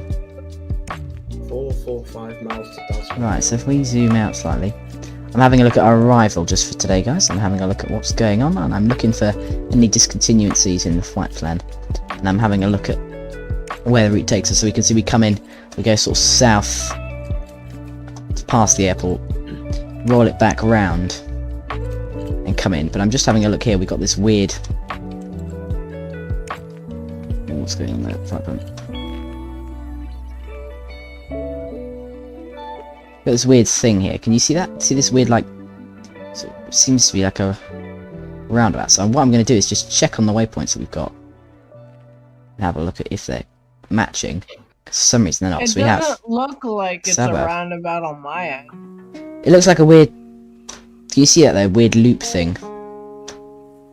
I have to get rid of that. So What in the world? then we go to Ladso, which is good. Then we go to Torco, and then we go 3-4. And then we head back. Okay, so that's why. So what we want to do is we want to get rid of Torco. We want to get rid of these because we've got the... Okay, hold on. Erase that. So we've got to get rid of Torco. Get rid of Torco. Basically, get rid of the waypoints that are overlaying the ILS. That's the idea. So from Sabab... even that one. Did I re-download Xplane? Should you what? Sorry. Re-download X. I highly recommend it. Yeah. It's a very good simulator. So if I get rid of these discontinuities, this is what you should do, guys, when you're sort of getting this far away from an airport. You should start to have a look at what needs to be done. So we get rid of that.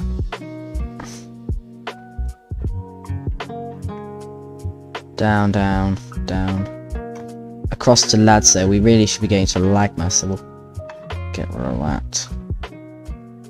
I mean, how far away are you? Like, how many miles have you got to run now?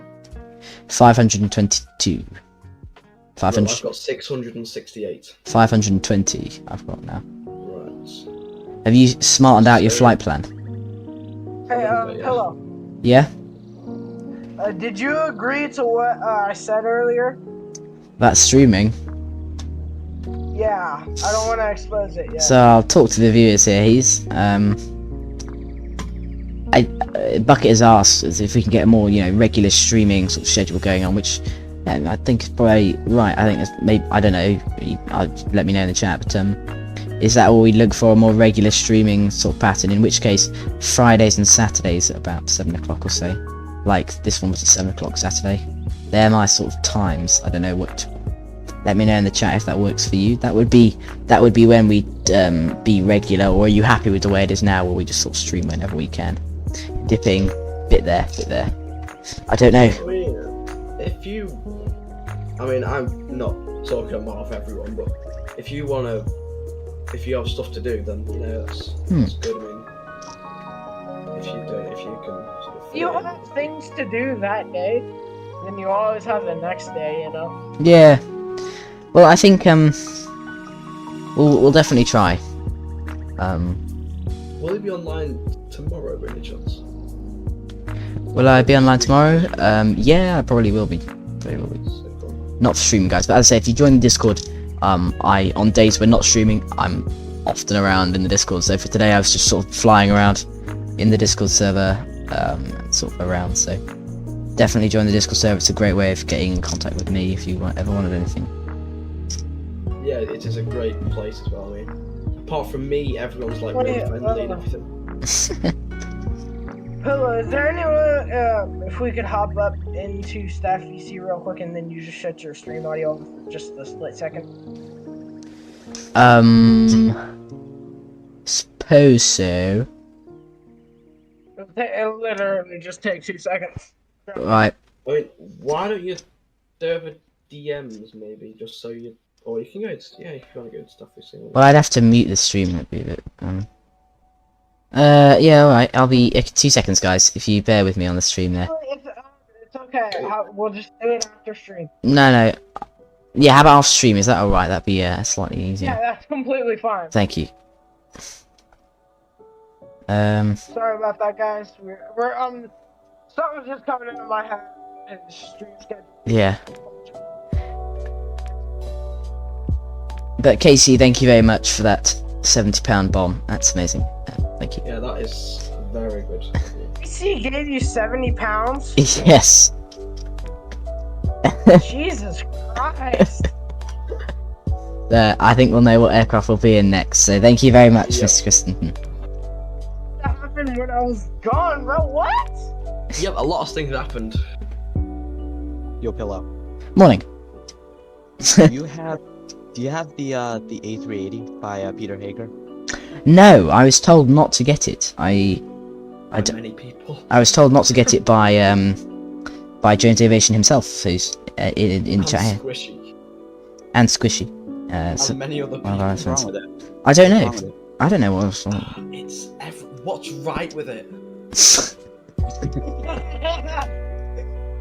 That's my question. God. There's a lot of things that are just right. Nothing works in it. I can't wait for the A380X. Yeah, the A380X will be amazing. Yeah, I'm really looking forward to that. I'm also looking forward to the It's released. It's been in development for 5 years now. Jeez. I mean that takes a lot of work to get a new aircraft from base out to the public. It takes a while. It does. It certainly does, doesn't it? But 5 years, it's like, okay. I mean, that Beluga has been developing, and that A300 has been developing since 2016. So. Wow. Yeah. Well, they reckon it's going to take 5 years for the A380. Then it releases as the flight sim starts to die. Yeah, literally, the Beluga has been in development, and the A300 and A310 have been in development since 2016. So it takes a long time. Really, I mean, it's worth it though. I mean, yeah. It is. They do some serious stuff. I built a great company. I mean, most of them are just I think it's a team of about just a few people, under 10 people, who develop these models. It's really amazing what they do. Alright, I will be right back, Pillow. I'm gonna have a surprise for you here in a second.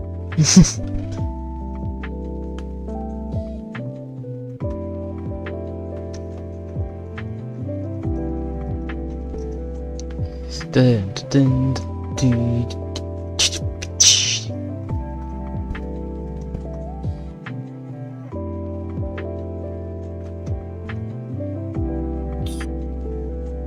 Sorry, I'm holding you back here. I'm being such a slow go.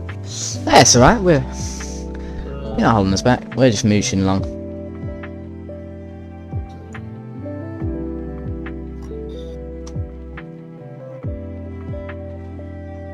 So what do you think is the most deep question? What do you think is the most detailed sort of aircraft for Xplane? That's a great question. What is the most detailed aircraft for Xplane 11, in my opinion? Yeah. I think with the most functionality of what you can do, probably Concorde Collimata. I don't know. What would you say? Yeah. This flight factor is good, but there are still some limiting factors. You know what I mean? Like the first officer stuff doesn't work. You know, in the FMC, it's not quite to the. You know, it's amazing, and even with the tallest A321, there's still a couple of things that are not quite there. What have I got there? The BAE 146 by Just Flight, that is exactly real to the aircraft, but not that in depth because the plane wasn't that in depth. Does that make sense? Yeah, it wasn't. So, I mean, I've been in a BAE 146. yeah, there's not got them as depth of system that we see in, you know, stuff like, let's say A350s and stuff. So therefore, of course, it's not going to be the most in-depth aircraft in the world. Yeah. I mean, obviously it was built by the British, so it's like, oh well, that'll do. Just put that diddly do there if you're alright. Well, that sort of attitude towards it. Especially up in Manchester. Yeah, I suppose so. I don't want to comment on that, but yeah, I was more going to suggest that potentially it just it didn't need to be. At that time, there wasn't the depth. All aircraft were like that. He bought the JAR A320. Sorry, Casey, I gave him quite a bit already. He bought the JAR A320. That was with my money. Don't worry, that was not. I didn't waste your donations on the JAR. Yeah, that's just no. I mean, the Innie builds the A300. Oh, sorry, I didn't know that you were a Twitch streamer. I know, yeah. I mean, if we want to see the JAR, if we want to do a stream where I just break the JAR, it's not that hard to do. It's really not that hard. I could, say, we can do that if you really want to. Hey guys, I got a surprise for you. Looking memes. We'll go have a look.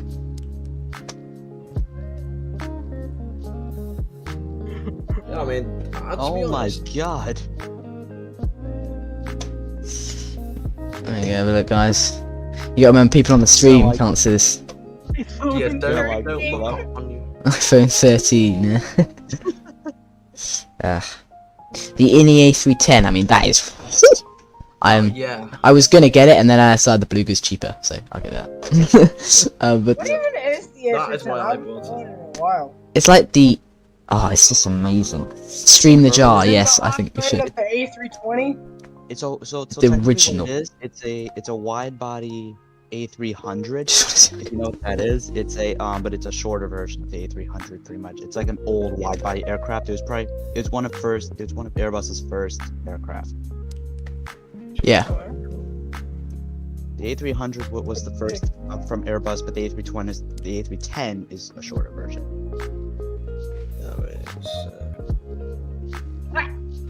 No, yeah. I mean, that is a great. I mean, to be honest, I think the Beluga, for graphics wise, is the best plane for Xplane graphics wise. If you get me. Yeah, I get you. I get you. And the Vulcan, which is a great plane, by Just Flight as well. Mm. So that's the thing with Just Flight. You know that you're gonna get a great quality model for a really low price. Yeah. Problem is, they don't do many aircraft, do they? Or what do they do? They don't. They mainly do sceneries and smaller planes, but they did the Vulcan very well. I mean, I've seen that flying quite a few times, to be honest, and it's just amazing. The Just Flight model is just amazing. Ah, yeah. Come on, I mean, and if there's anyone who's ever seen the Vulcan fly, they know that it just shakes your soul, doesn't it? It shakes your soul. It really does. I mean, I was at Southport Air Show, and believe it or not, there was a glass on the side of this ledge, and this Vulcan flew over, and he left the throttles open at Southport. Oh, no way. 15 seconds. No way. 15 seconds, something like that. And the glass just shattered. Oof. on the display line, and it came over, and it turned, and the sun gleaming off the wing, and it opened the throttles, just saw the massive Vulcan howl for like 15 seconds. Wow. About that stuff like that. It's amazing. Well, rip glass. Car alarms got set off and everything. It was just amazing.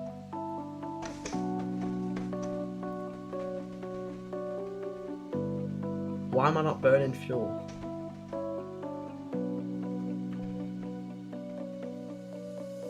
So, you can probably see a weird glass appeared on stream when it does for you guys.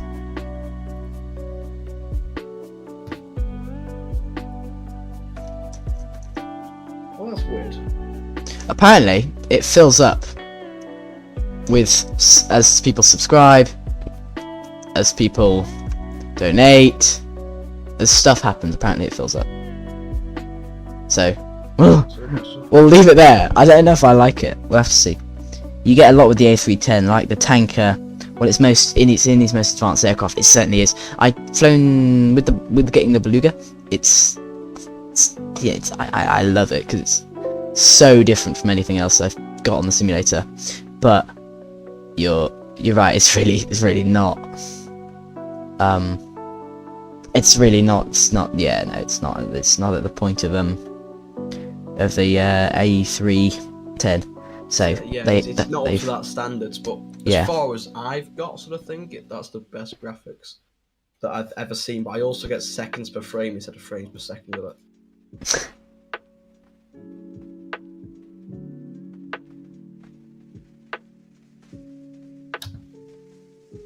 That's my only issue with it. Yeah. Especially the Chester scenery. So he's referring to the scenery you get with the Beluga. Which is about 20 quid usually. Yeah, oh no, sorry, yeah.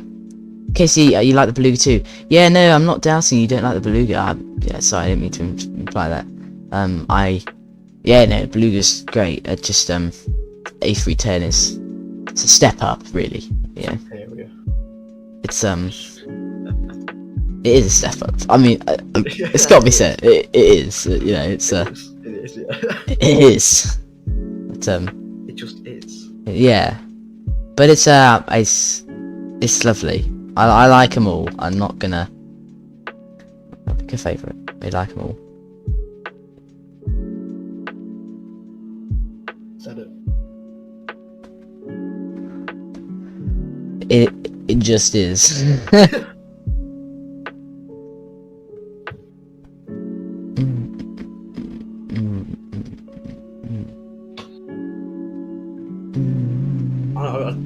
The Concorde still is that sort of. It is amazing. I've actually done quite a few flights with the Concorde across the Atlantic lately with the new V2. I still have yet to get the Concorde. Yeah, for Xplane, it's an amazing plane. Hey, Bello, how much longer till you land? Oh, Estimate. yeah, we'll be landing in approximately 50 minutes then. 50 minutes or 15 minutes? Well, 50 minutes. Oh, okay.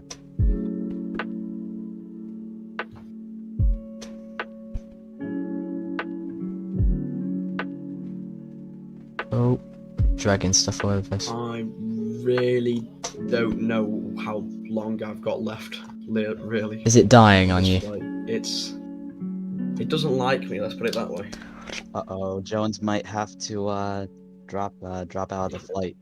I'm not. Don't worry. I never surrender in this game of flying. Yeah, right. I don't. I will go on to land this aircraft.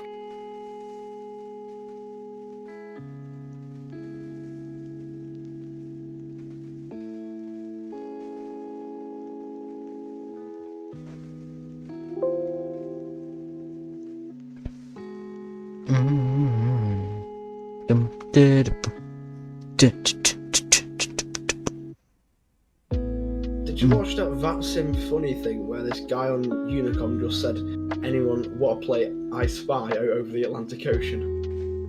Did someone really say that? Yeah, on Vatsim. Oh my god. I don't know anyone who would have the nerves to say something like that over the radio. It was just funny, just, you know.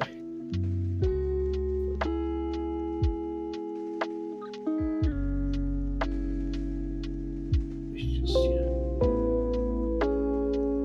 know. So you see widgets and things popping up on stream. I'm experimenting with stuff.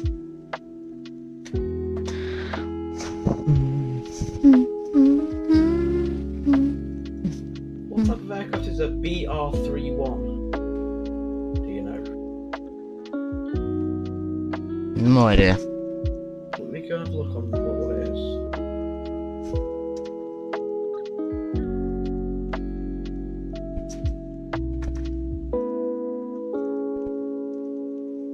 Nor does Vatsim know what it is, anyway.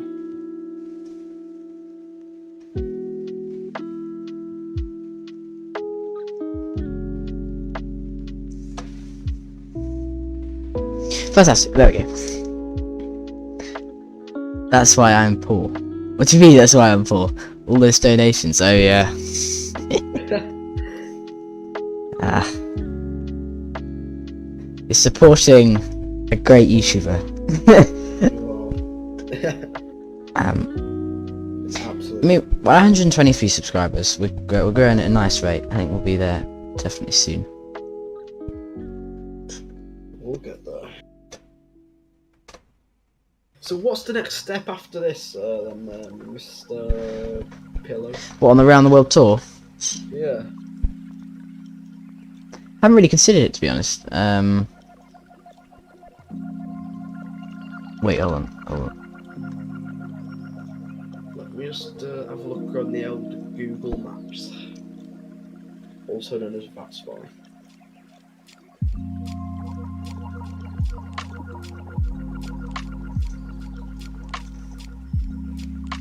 We could probably, you know, go over to Karachi.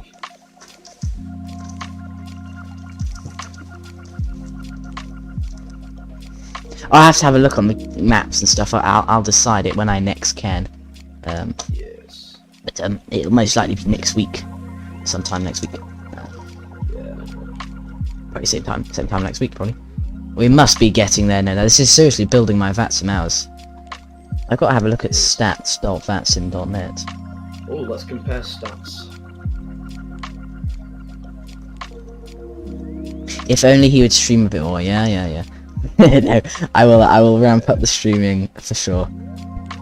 I'll try and get some in. Wednesday's a good day for me, so I'll see if I can get some. They'd be short streams, but yeah, see if we can get some short streams in there. Right, okay. So Pillow, we should do some streams together because I also stream. Do you? Ah, well, yeah, well, exactly. We should see if we can do some joint streams. Definitely. Right. Right. I'm on some stats. So the current my first connection. Wait, no way. No, it's not me. Okay. My current pilot hours in total time are 634 hours. That's Vatsim. That's quite a lot. 634? Yeah. What are you on? Got 426. What you have? Yeah. That's quite a lot. Well, let's compare controlling hours. I got 57. I've got 84. But you're still in S1. I am. Sad. Have you done your 3 hours of controlling this month? Probably not. Well done. You gotta do it, man. You gotta do it. Have you got to do one every 3 hours per month? Yeah. Otherwise what though? Otherwise you'll get kicked off the rotor. Damn. Oh well. That hasn't happened yet. I haven't controlled in the last like 2 months, so that hasn't happened. Have you not? No, and that hasn't happened. So I guess they've got rid of it. View connections from the last 2 years. Okay, let's go right back. Where's like 2008. my first connection? View all connections.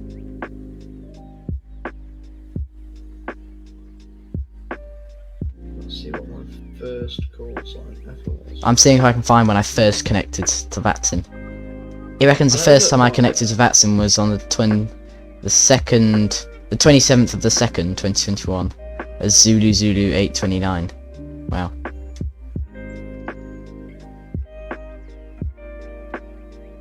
What's my longest? My first call sign was on Vatsim. It was Golf 320. And you know why that was? Oh. It was because I got in my head that every British call sign had to begin with Golf, and I was flying an A320, so I thought it would be Golf 320. Needless to say, I was wrong. Yo, Pillow, I have a quick question for you. Go for it. Do you have this shared cockpit plugin called Your Controls? For Microsoft Flight Sim, I do, yeah.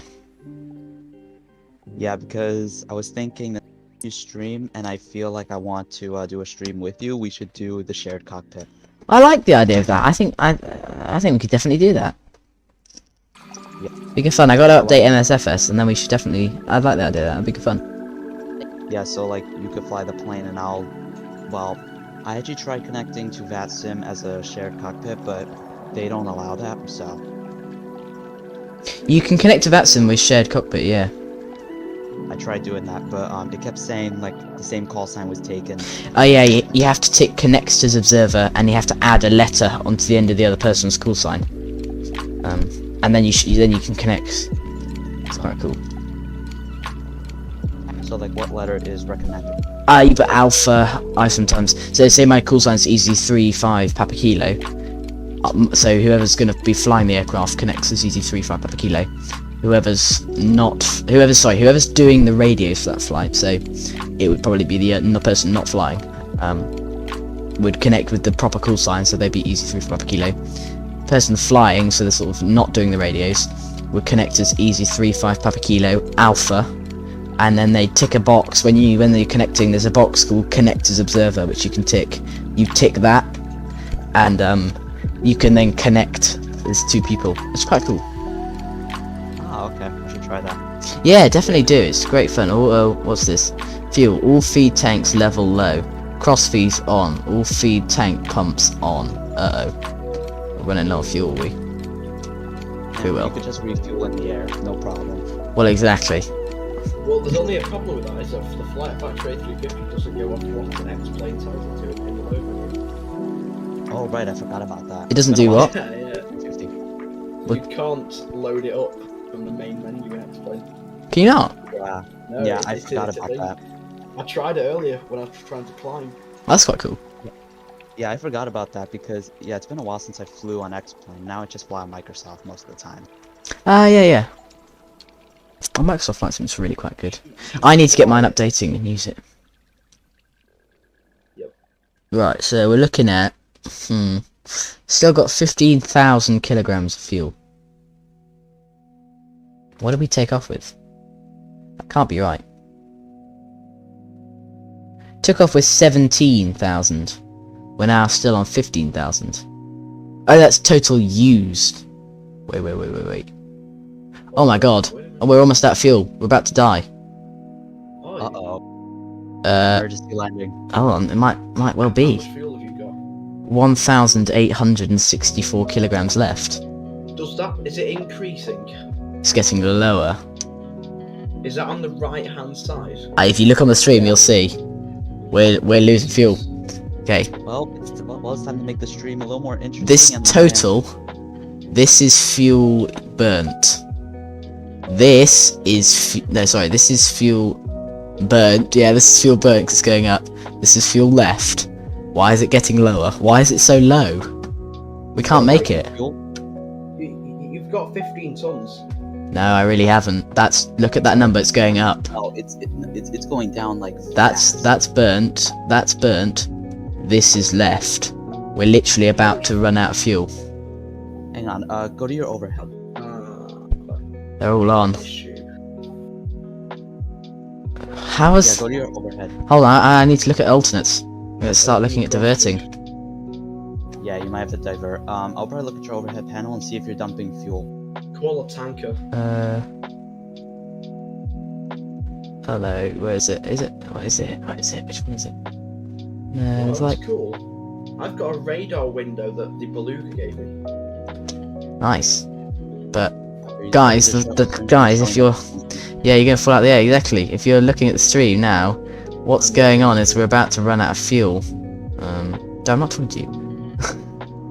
I'll have time to make the stream a little more interesting. Oh no, Okay, if both okay. your engines die, you might not have the power to get back down. And you'll be stuck up there.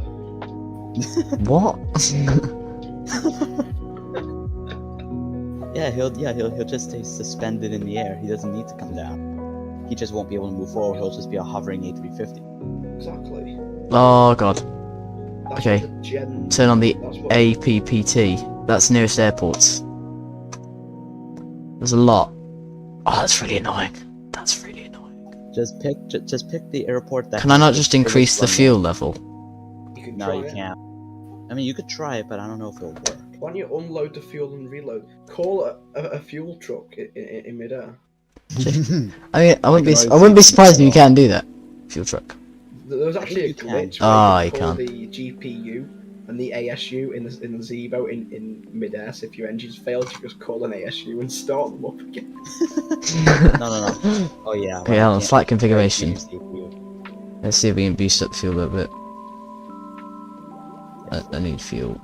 Done. Oh, you can't do it. Flight settings. Did you just do it? Yeah, I did, yeah. Cheater. Oh, what, you wanted me to run out of fuel? Yeah. Why did you want me to run out of fuel? Why did you only I mean, load just make the stream a little more interesting. No, and because try look, and I've burnt 15,000 kilograms of fuel. I loaded 17,000. I loaded the correct amount of fuel. We've just burnt way more than we were expecting to burn.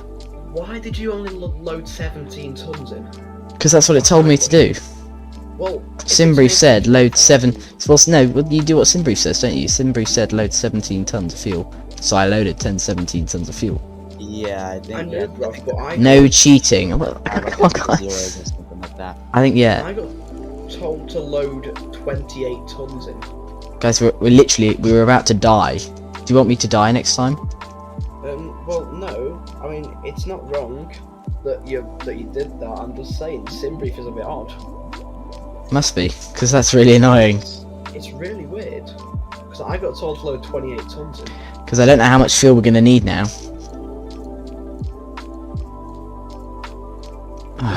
Put a bit in. Go to the shell. Yeah, I put like 3,400 in. That will burn that quite quickly though.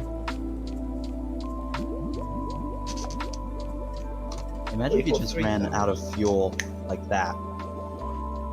And imagine if I hadn't have been looking in the last couple of minutes and I hadn't noticed we were running out of fuel and we just suddenly... Because I got the sound off as well. The engines just dial back and we just lose throttle. Like, That actually happened to me when I was blowing leaves a few weeks ago, where I was just blowing leaves. All of a sudden, I just run out of fuel in my backpack blower. Damn. That actually happened, and I was just blowing the leaves down into the woods, and then all of a sudden my engine spools down. I'm like, wait, what's going on? And then it stops, and I was like, oh, I ran out of fuel. Casey's disappointed because an emergency landing would have been fun. Oh. Okay. It just become the Air Transat flight 236 something, 236. Yeah.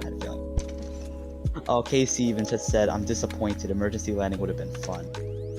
Yeah. But that question you put in the vote, do you want it to continue like this though?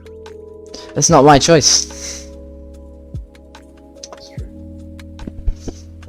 Alright. If you ever want me to sort of mute because I'm being too talkative, just let me know. Oh no, it's not nothing against you. I just it's their choice. Do you think, alright, Pillow, should I pick yes or no? Choice. Because I want to select yes, but at the same time I want to select no. Continue your flight. Well, exactly. Well, I've just pressed them both at the same time with two of my fingers. Yeah, I don't know. I don't know if that'll be possible unless Yes. God, someone wants an emergency. Well, so basically, I haven't loaded enough fuel for us to make it there. So we're gonna run out of fuel unless I fuel it up again. You know what that means? So we got to start looking at diversion, people. That also means that we'll have to continue this flight over to Doha after. From wherever we land, we'll have to do a bus flight across there. Alright, let's turn up the Xplane sounds again. And we got to start looking at possible diversion routes. Maybe tomorrow we could probably do like an off-stream just flight just to ferry ourselves over there. I don't know. I think we should do a shared cockpit, all three of us. Oh god. It's So possible. the votes are coming in and it's a yes for emergency landing. Oh no. Why? I don't think. I don't think I voted yet. You didn't vote. Sarcasm. I Oh. did. Oh god. Okay. Oh no. Right. Turn off your engines. That will work. Okay. We got to find nearby airports. So Right. we've got 3,100 kilograms of fuel. So we're going to run out. We're not going to be able to make it to the airport. I'm pretty confident we won't be able to make it. Oscar Echo Delta Foxtrot. Wait, we might be able to make it. How do I know if we'll make it or not? I got to check on the flight plan. Have a look at the fuel. You could turn left now to a heading of about 070 to go to Oscar Echo Juliet Bravo. It reckons we'll make it. Does it? It reckons we'll land with 1.6 tons of fuel. Bloody hell, that's a bit tight, isn't it? Yo, Jones. That's quite tight. Yep. I got the Concorde. No way, sick one. Really? Yeah. Concorde. So, Oh great. Now to fly it. guys, keep it professional. Let's dial it. We'll dial it back to what it was. Most likely, I'll forget it was even in here. That's what it was at. And I got an emergency warning, just like I've got now, saying fuel low, all feed tanks level low, cross feeds are on, pump feeds on. So we need to turn the cross feeds on. Cross feeds on. All tank pumps on. That which they are. Why don't you put the ram head turbine out so you can get a bit of thrust? It actually contributes to drag rather than thrust. So now it reckons we will land with 0.6 tons of fuel. 600 kilos. Well, that's not a lot. I think our best bet is to continue. Yeah. We'll see how close you can get to the airport before your engines die out. Well, exactly. I think our best thing to do is to continue our flight. We've prepared our descent preparation. Wait, I haven't done descent preparation actually. You just said you did. I know. We have That's the lie. prepared our descent preparation. Okay, we gotta get the METAR for arrival airport. So, METAR for OTAH. I was just gonna put in weather radar on my server. Maybe you call my name. What's up? Pardon? Hey, it's Pocket. Huh? I don't think we didn't call you. Don't worry. Oh, sorry. I'm trying to figure out what's going on with this Windows 7 computer. So Oh, no it's worries. kind of a pain when Windows 7 was slow. No, you're fine. Right, the winds. Okay, the winds according to the METAR are 33012. That's not bad. That's a good 10 knot crosswind. No, 10 degrees crosswind. How much fuel have you burned, Jones? I've burnt 5. That's not right. It says I've burnt 5 tons.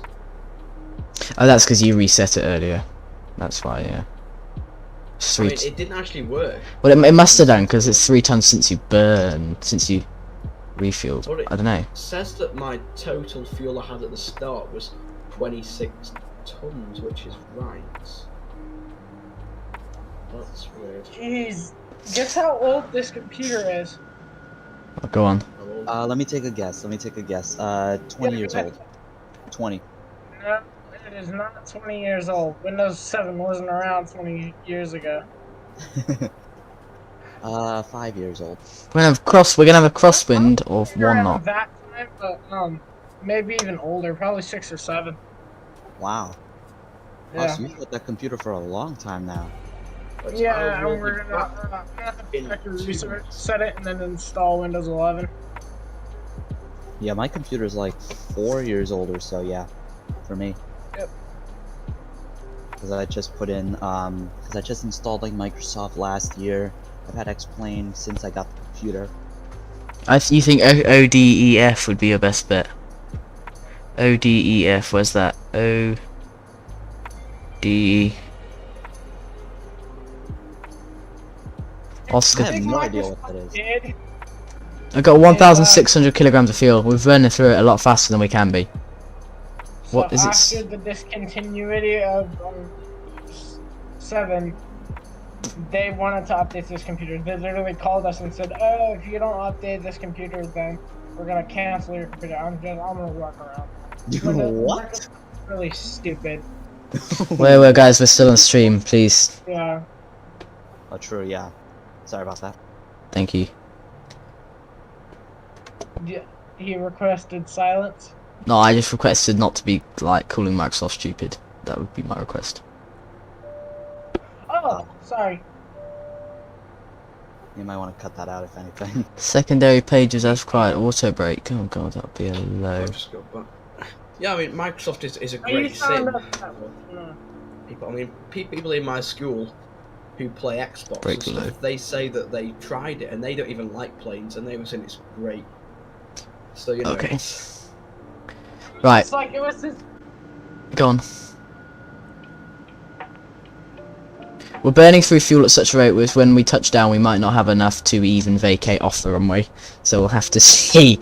If you're just joining us, I don't know what's happened. SimBrief basically told me, put 17 tons of fuel in. I put 17 tons of fuel in. We're now down to 1,500 kilograms of fuel, and we're about to run out of fuel.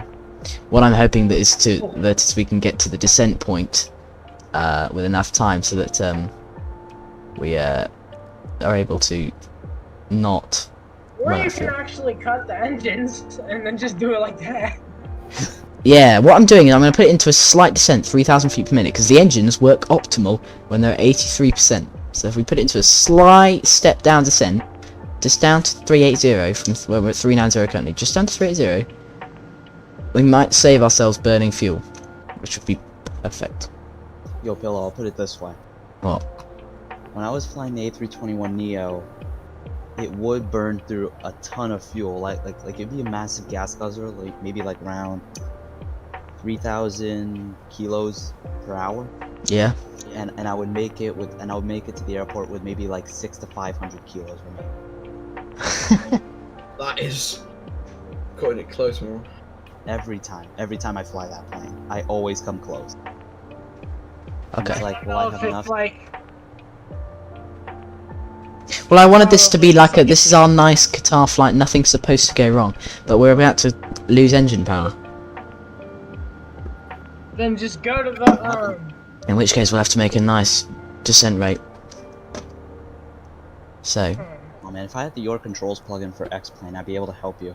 I know. Help you get on the ground safely. What should we do though? So basically, our descent point is going to start at Lander. It reckons at Lander we'll have 1 ton of fuel. It then reckons during that descent, if it is managed properly, which the A350, once I dial in the final altitude, which for our ILS today is 3,000 feet, I will dial in 3,000 at the top of descent, click go, and it will then fly the plane all the way into the touchdown, where I will then take manual control to touchdown. Now it reckons during that full automated flight, it will burn 0.6 tons of fuel on that way down. But I don't know, it's getting lower and lower. It reckons it'll now have 0.9 by Lander. We're getting less and less. I don't know. I have a quick question. Yeah. Did you put in any extra fuel in SimBrief? I put in 15 minutes of extra fuel. That's Yeah, because what I normally do is when I'm It should be half an hour, but I decided that we would be alright. But of course we've been burning a lot more fuel than expected. Yeah, that's why I normally put in like an hour of fuel remaining, or Yeah. of extra fuel. And if I'm flying long range, I put like 2 to 3 hours. So in case something like that happens, Yeah. I still have some fuel. Right, so just looking down to my right here, Oscar Delta Echo Foxtrot. That is a big airport off to our right. That might be a good diversion point. Oscar Echo. Oscar Delta. No, we're not declaring a. We're going to declare pan, I think, and low fuel. that'd be a good idea, to be honest. I'll do that over Details, Unicom. Yeah, if the engine fails, then just declare mayday. Unicom, Qatari 1633, pan, low fuel. We're just beginning our top descent into Qatar Hammad International Airport, Oscar Tango Just put the Foxtrot, airflow to Oscar Tango power, Hotel, so you can, and we're declaring get some low airflow fuel. rather than the engines there. Right, there we go. Okay. Yep. Unicom is aware of our situation. Right, okay, we've got to have a look at some airports then around here. Realistically, that is our best bet, the one off to our right here. We've still got the altitude, so if it's to lose now, we might be able to make it back. But as we continue across the bay towards Qatar, we're going to get to change some different ones. So we've got a leapfrog now between what's our airport that we could reach to if we had to descend. And currently BBI, which is that one down there, that would be an ideal solution. We could probably get down there. I have a anyone know what a quick reference handbook is? Yep, the QRH. QRH, I have one for an Airbus A319 here with me. So should we? I know we're in an A350, but it's still probably very relevant. So let's get out the QRH and let's have a look at what it says for if you've run out of fuel because you forgot to load in fuel. So, More smarter next time. section 28, fuel. 2.81. 28.1. Okay, I'm gonna read Are you through. really using an Airbus A319 for an A350? Yes, but it works. Okay, do we have a fuel imbalance? No, we don't. Do we have a fuel leak? We can assume we do. Okay. When a leak is confirmed, land as soon as possible. The throttle lever of the affectionate. Well, we don't have a fuel leak, do we? Gravity fuel feeding. No, this is not our situation. We've got to find something else. What are our problems here? We've run out of fuel. Okay. Engines shut down. So, engines. Dual engine failure. No fuel remaining. That's what we are. Oh no. 70. I don't want to watch this anymore, it's scary. Okay. Oh, sorry, we've gone past our top of descent. Oops. Yeah, you'll gain on. If you bring the throttle back to idle like it usually does. Yeah. descent, you will. Here we go. We're going for the top of descent. There we go. We've got 800 kilograms of fuel. I'm preparing for what we'll do if we have no fuel remaining. The emergency electrical power will go online. Which is not the rat. Aviation has a Emergency suggestion. electrical power. Hold on. We're in the middle of a serious situation. So that'll be the rat will deploy. The thrust levers go to idle. FAC 1 goes on. The optimum speed is 215 knots. So that's in 319. So we'll have to see what our green dot speed is for this one. 280 will be. Yes. What? Sorry. It'll be 280. Right. We're already slower than that, so we have to watch out. But that's ground speed, isn't it? So yeah. Landing strategy. It just says determine. Great. Right. ATC notify. Crew oxygen masks above flight level 100 need to go on. Cabin and cockpit need to be prepared. The signs go on. The commercial needs to go off. It says use rudder with care. When below flight level 150, ram air can go on. Interesting. It's so slow. Idle the power on the descent. No, because then we'll be too low. We're not going to jettison any fuel. Sorry, I didn't say jettison, hopefully. If forced landing is anticipated, which it probably will be, use flap 3 for landing and don't go below 150 knots. Roger, Dodger, Airbus. You might wanna just like. This doesn't look too good. It's really not. I mean, we're burning. I don't know what's gone on, but basically we're out of fuel. We've got It's just like. Well, hold on. Look at the numbers. It's very slowly going down, and we're currently sat at 20. Oh, we're sat at idle. That's why. But if it gets it right, which it should have done, we'll be at idle all the way down until our touchdown point, right? Wow. So we shouldn't burn any fuel. We might not have enough fuel to go into reverse thrust or vacate the runway. That's fine, because once we're on the ground, I can do a quick and cheap refuel. Right. You voted for this. You said, I said, should we do an emergency? And 4 of you have put yes. Yes. So, therefore, we're running through the quick reference handbook. Okay. I mean, at least you're not about 200 miles away like me. So the QRH basically has sections and based on different things. So if I read through what the sections entail, it says so.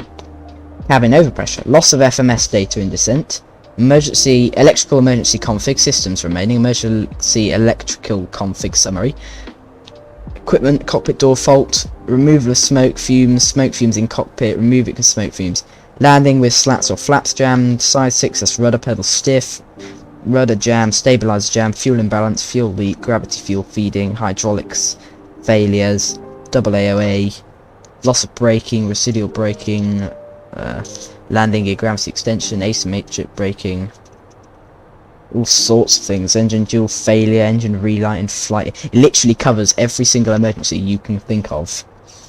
It's the idea, so that you, like, so that when something goes wrong, the first officer, in this case, also would be looking, as I am, in the QRH going, right.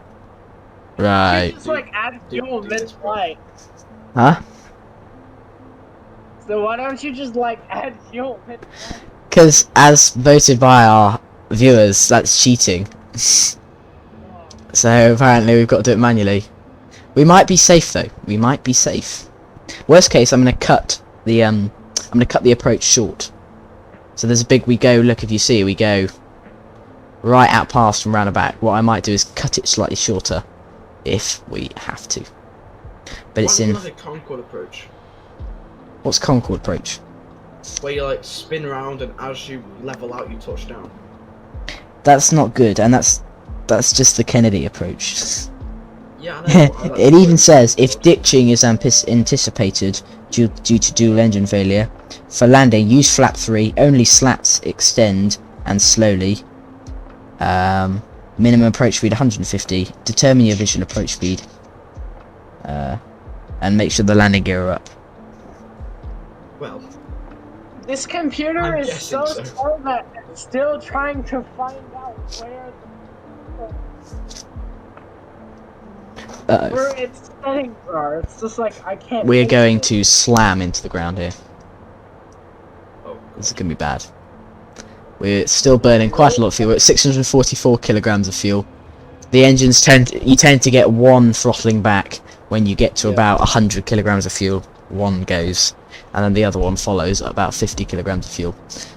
So, yeah, it's land on the other side of the runway. That's all I'm gonna say. we're on Vatsim. See, it's No. look, you know, it's really clever the way fuel systems work. It's genius. See, the fuel is at -15. It can't be fed into the engine at that temperature, so it has to be heated up. How do we heat it up? Well, send the fuel. Using more fuel. Send the fuel through a system of pipes. Yep. That is Heated. integrated with a series of pipes that are full of oil, the hot oil that's just come out of the engines, and it's really hot because it's been flowing around the engines, and do what's a heat exchange, so that the heat from the oil is transferred into the fuel. It heats the fuel up to about 10 degrees, 20 degrees or so, which is warm enough to go into the engine, and it cools the oil down to about 500 degrees, which is acceptable to go You have back into the engines. It's genius. Yeah, Really cool. It's really clever. yeah, but you have around like 700 kilograms of fuel. Yeah. Right, That's land not on the good. other side. That's all I'm gonna say, because there is no traffic approaching apart from the Air France guy, and he's not even going into Doha. Yeah. Land on the other side because it's gonna be a lot quicker for you. That's what that DHL plane did when its cargo door just left the chat. It turned around and landed on the other end of the runway. Right. Cargo door left Guys, the keep guy. calm. Come on, guys. For streaming, please keep it a little bit serious. Oh, I'm too But yeah, that's what I'm lazy. gonna say. This is saved on Land- YouTube, though.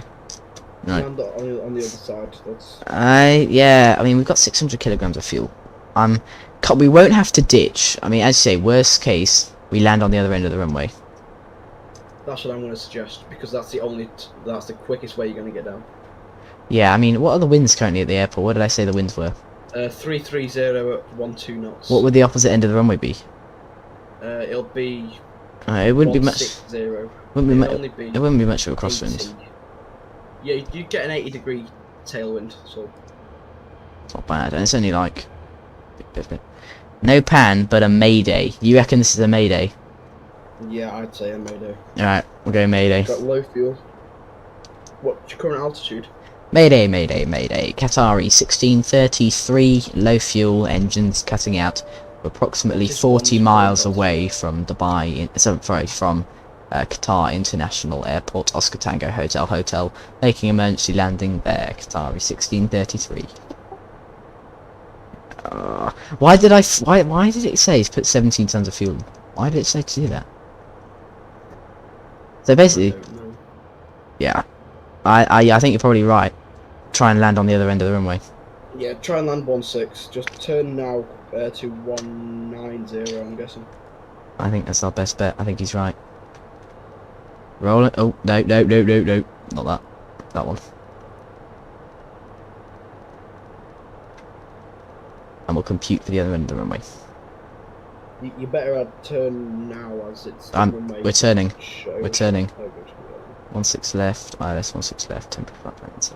Go for 190 on the heading. At Tovin. Oh, I've done it now. I've got the arrival inputted now. Oh, good. From PPOS direct to Tovin. Tovin insert direct to. Okay, there we go. You're gonna announce it onto Doha traffic. Then? Yeah. Hammad international traffic. Is it Doha? No, it is Doha traffic, isn't it? Yeah. Doha traffic. Qatari 1633. We are attempting to land runway 16 left. Doha traffic. Qatari 1633. ILS 6 left. Close down this one. We've got to get the ILS information inputted.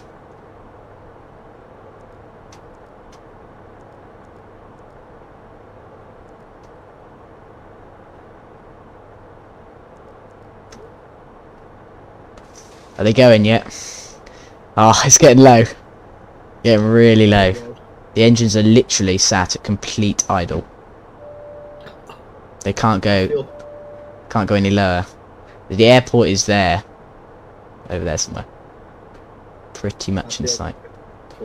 Okay. The cabin don't need to know anything until the engines fail, so we don't need to alert them. Did you know? No, that's normally how it goes. Just don't need to know anything until it's all over. Right. Landing, that's off biro references. We need to set the biro ref. You have to be like that British Airways Flight 9 pilot. Legend of like this, you just want to alarm you. All 4 of our engines have failed. We are trying our damnedest to get them going again. 1016, taxi, camera to inoperative. Okay, descent monitor, rate of brake. We're not going to be using speed brakes because we need, if the engines fail, we're going to need speed. And I can't afford to be slowing down and then speeding up again. We're basically like Space Shuttle here. We got to, take it down. I mean, if you want to, just sort of side slip it so you can lose without gaining too much speed. We're on it.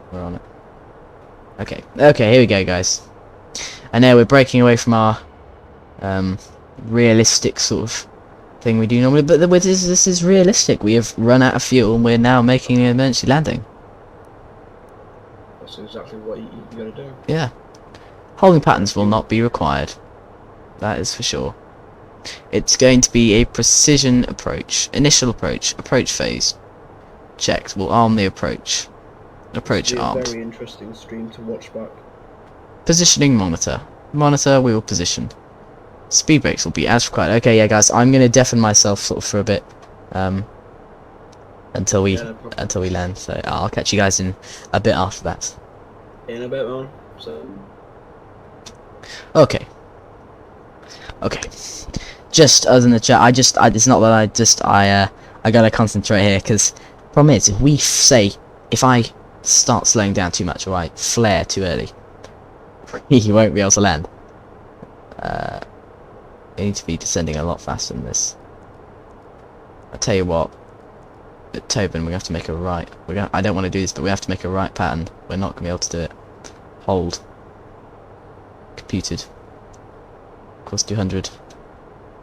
1 minute. Temporary flight plan. Insert temporary. Okay, we got a 1 hold at Tobin.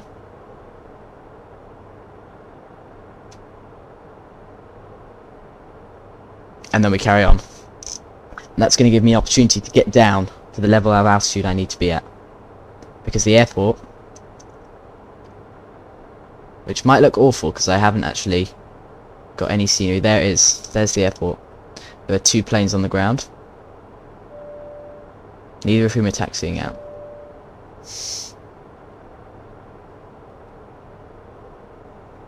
What's it doing? Should be entering a hold. Okay, I have to roll it right. I have to do the hold myself. Not entering the hold. Should be immediate hold right, Tobin.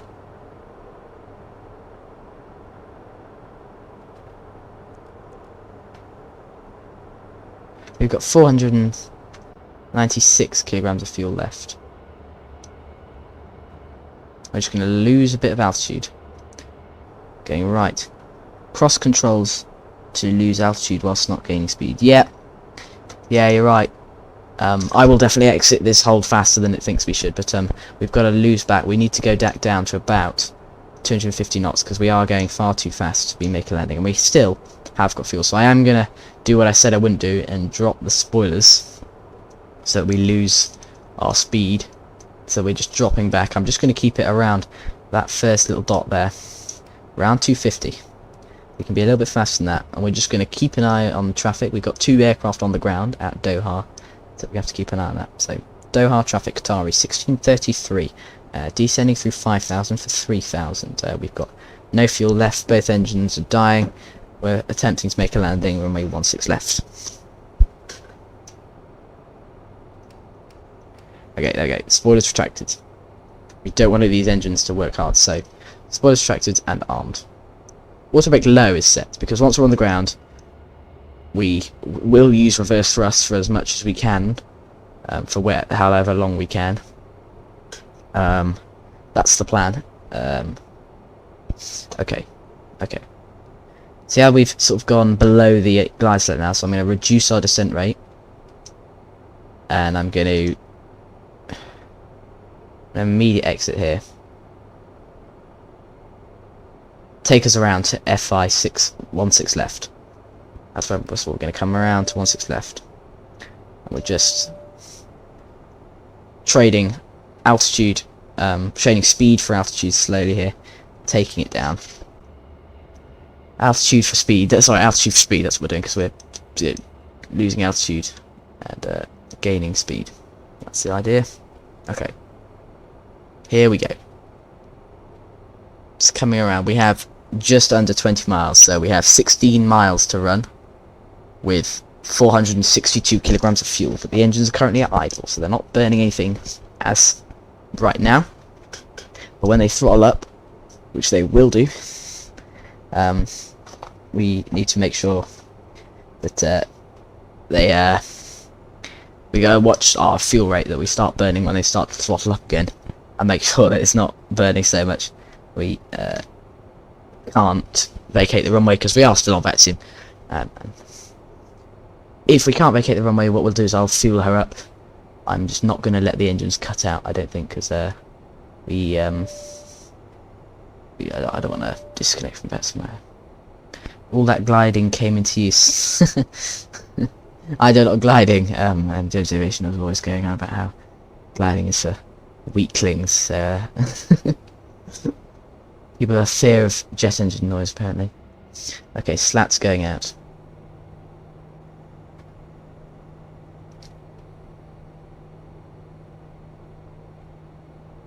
The slats are being deployed.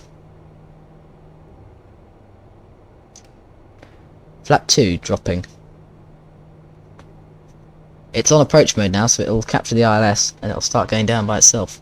If you're just joining us, we're in an immediate emergency situation.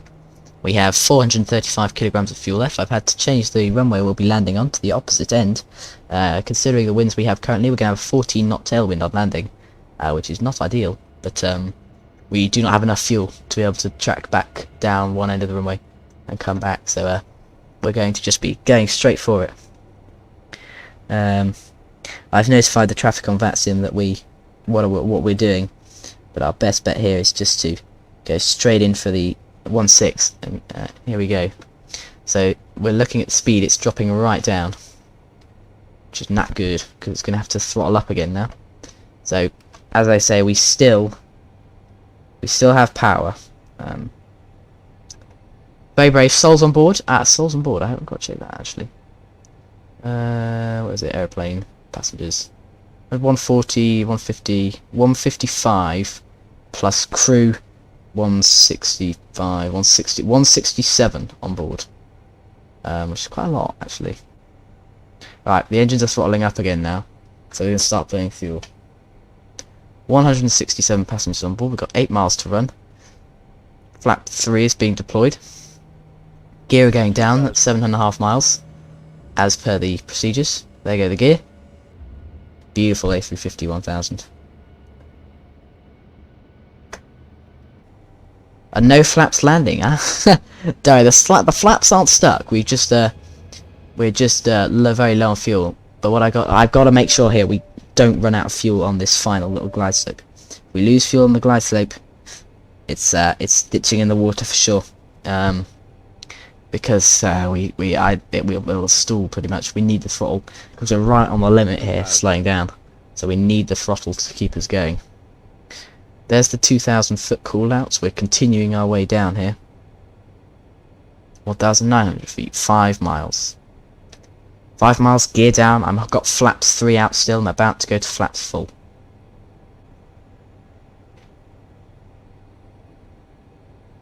Ecam wheel page needs to be selected apparently. Ecam wheel page selected. The flaps going to full. Flaps full. We should actually have just enough fuel. We wouldn't have done if we'd have carried on as we were, but we will have enough fuel here. Take manual control.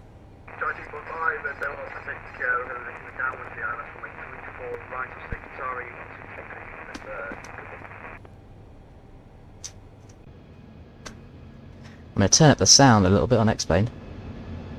Can't really hear what's going on. We can now though. That's better.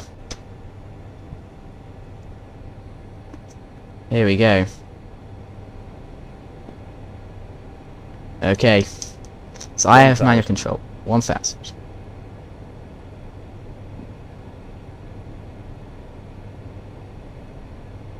We should actually be alright here.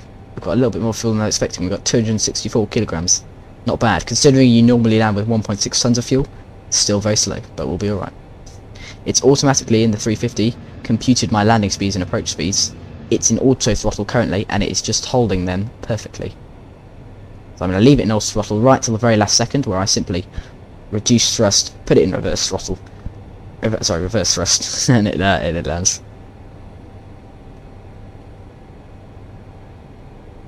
$500. Doha traffic, Qatari 1633, 1 mile final to land, runway 16 left. 400 feet. 300. 300 feet. That's good, good. A little bit left. A little bit left. 100 above. 100 above 200. minimum, it's not bad.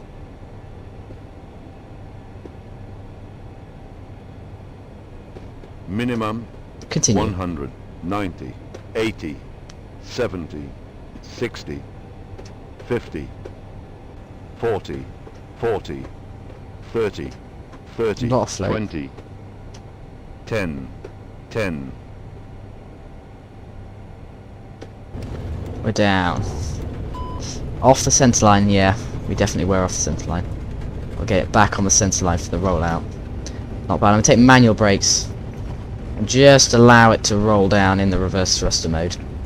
Interesting, reverse thrust isn't actually burning that much fuel. Just allow it to roll off the runway there, gently. We'll take this fast exit coming up on our right. That was pretty good. There go the engines cutting out there. There the engines cut out.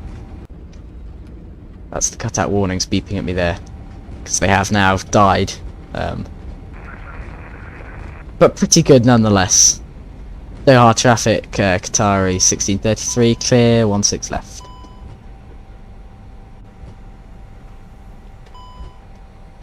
Not bad.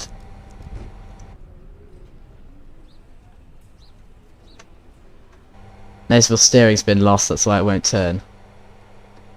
So what I'm going to quickly do is I'm just going to,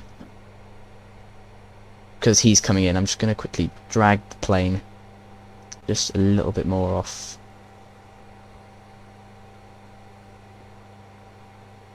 Just a little bit more off the runway so that we're not blocking, and then I need to get pushback, and I'll get better pushback up, and I'll get it to get it as a pushback. Take us into the stand. It's gonna be quite rough. Take us along there. Left there.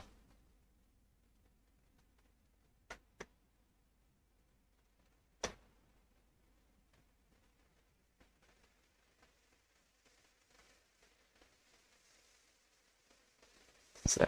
Grounded cockpit, plan acknowledged. Call me through the menu when you are ready. Come on. Let's go. Grounded cockpit, tow is driving up. Oh, drawing spoilers. Awesome landing, as one of my friends says, another happy landing. Wow, that was a close call. Call the tug, you can do that. Yeah, exactly. We'll get the tug. He'll pull us into the stand. We'll turn off our landing lights and our taxi lights so we don't blind him. But basically, I think that was pretty good, guys. Not a bad attempt.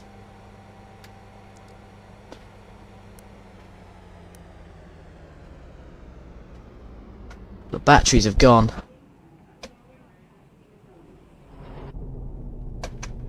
It's died on us. We've lost all power. That was a close call though, because literally, yeah, that was. I'm gonna have to watch that back on the replay. But the engines died in the rollout, so that was pretty close. All doors and hatches are closed. Ready to connect. Get the batteries back on. And they've gone. We're out of the game. Go, come on, we gotta get off the runway. There's another plane trying to land.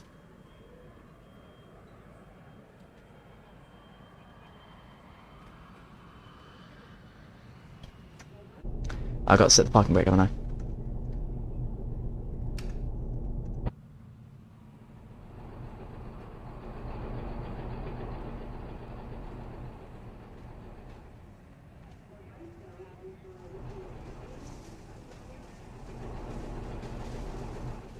Come on, connect.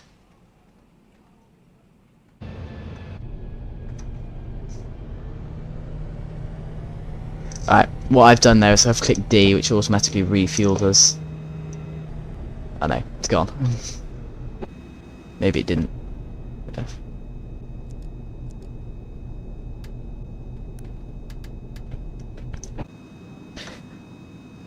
Give some great piloting skills, thank you very much. We'll watch the replay in a minute. You can watch what was, I think, actually quite a nice touchdown. Right, it's connecting. Once the tug's got us, it'll zip us into stand at high speed. Release push back, release this, and it'll go. Cool the ground power. Yeah. Well, I'll tell you what. We'll get the tug to drag us in, and then we'll go. I've disconnected from the radios, of course, so we're completely cold and dark inside the Tow flight decks. connected and bypass pin inserted. Release parking brake. Parking brake released.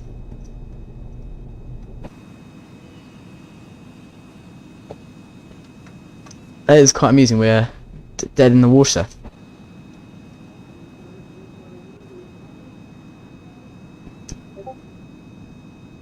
Boom.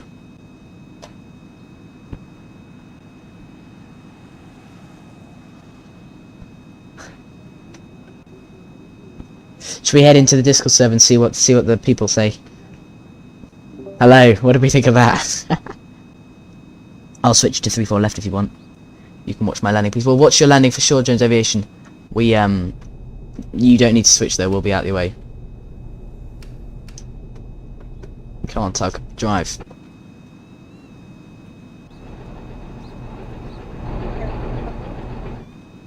Buongiorno. I went ahead and clipped that video. Is it okay if we upload that to the channel? Which one? The landing that you just did with zero fuel. Oh, well, don't worry, we'll watch the replay in a minute. I don't that was know some very good how you sports. did that. He literally, that is the most Come on. pillow pilot thing to do. Yeah, that was Ever. awesome. Thank you. That's why I want to upload it. You at least, man's got a point. I'm gonna move the plane into stand. It's kind of cheating, but we've gotta. It won't move, so what I'm gonna do is just drag it into stand. Hey, Pillow. Buongiorno. Do you mind if I, do you mind if I download your stream and then edit it and then put it up on my channel, but feature you? Yeah, sure, go for it. That'd be, yeah. Alright, thanks. Exactly what I was doing. Right. Yeah, we can both do it. Start pushback. That didn't work. Disconnecting Yeah, tail. 'cause Stand I by. found a website like where I can download YouTube videos and I don't even need premium for it. Now, what did we think of that? I mean, we made it. That was. We made it on the ground. That was awesome. Um, And I also promoted you to be a second officer in my server. thank you. Yep. We'll catch the replay in a minute once Jones Aviation lands. Where are you, Jones? I'm turning final. Fantastic. That reminds me. Yeah, that's gonna be a normal landing for Jones. And poor Pillow had to do an engine failure. I might kill my I know. engines at 200 feet. I mean, I'm talking to everyone here. It really surprised me. I know I didn't probably show it, but it really surprised me when I literally was in reverse thruster mode, slowing down the runway, and then it just went boop boop, and all the alarms came up because the engines just died as soon as I put them in reverse thrust. I was like, whoa. And they died with about 200 kilograms of thrust. Disconnected and bypass bin has been removed. So close. Hand signal on the left. We'll see you next time and have fun up there. Dankeschön. Ciao, ciao, pushback.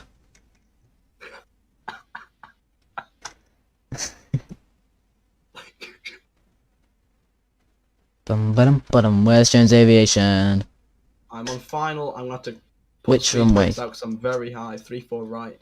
The 350 has not done me good today because it's calculated the wrong height for me to be landing at. Calculated wrong height. Gave me too little fuel. AZM.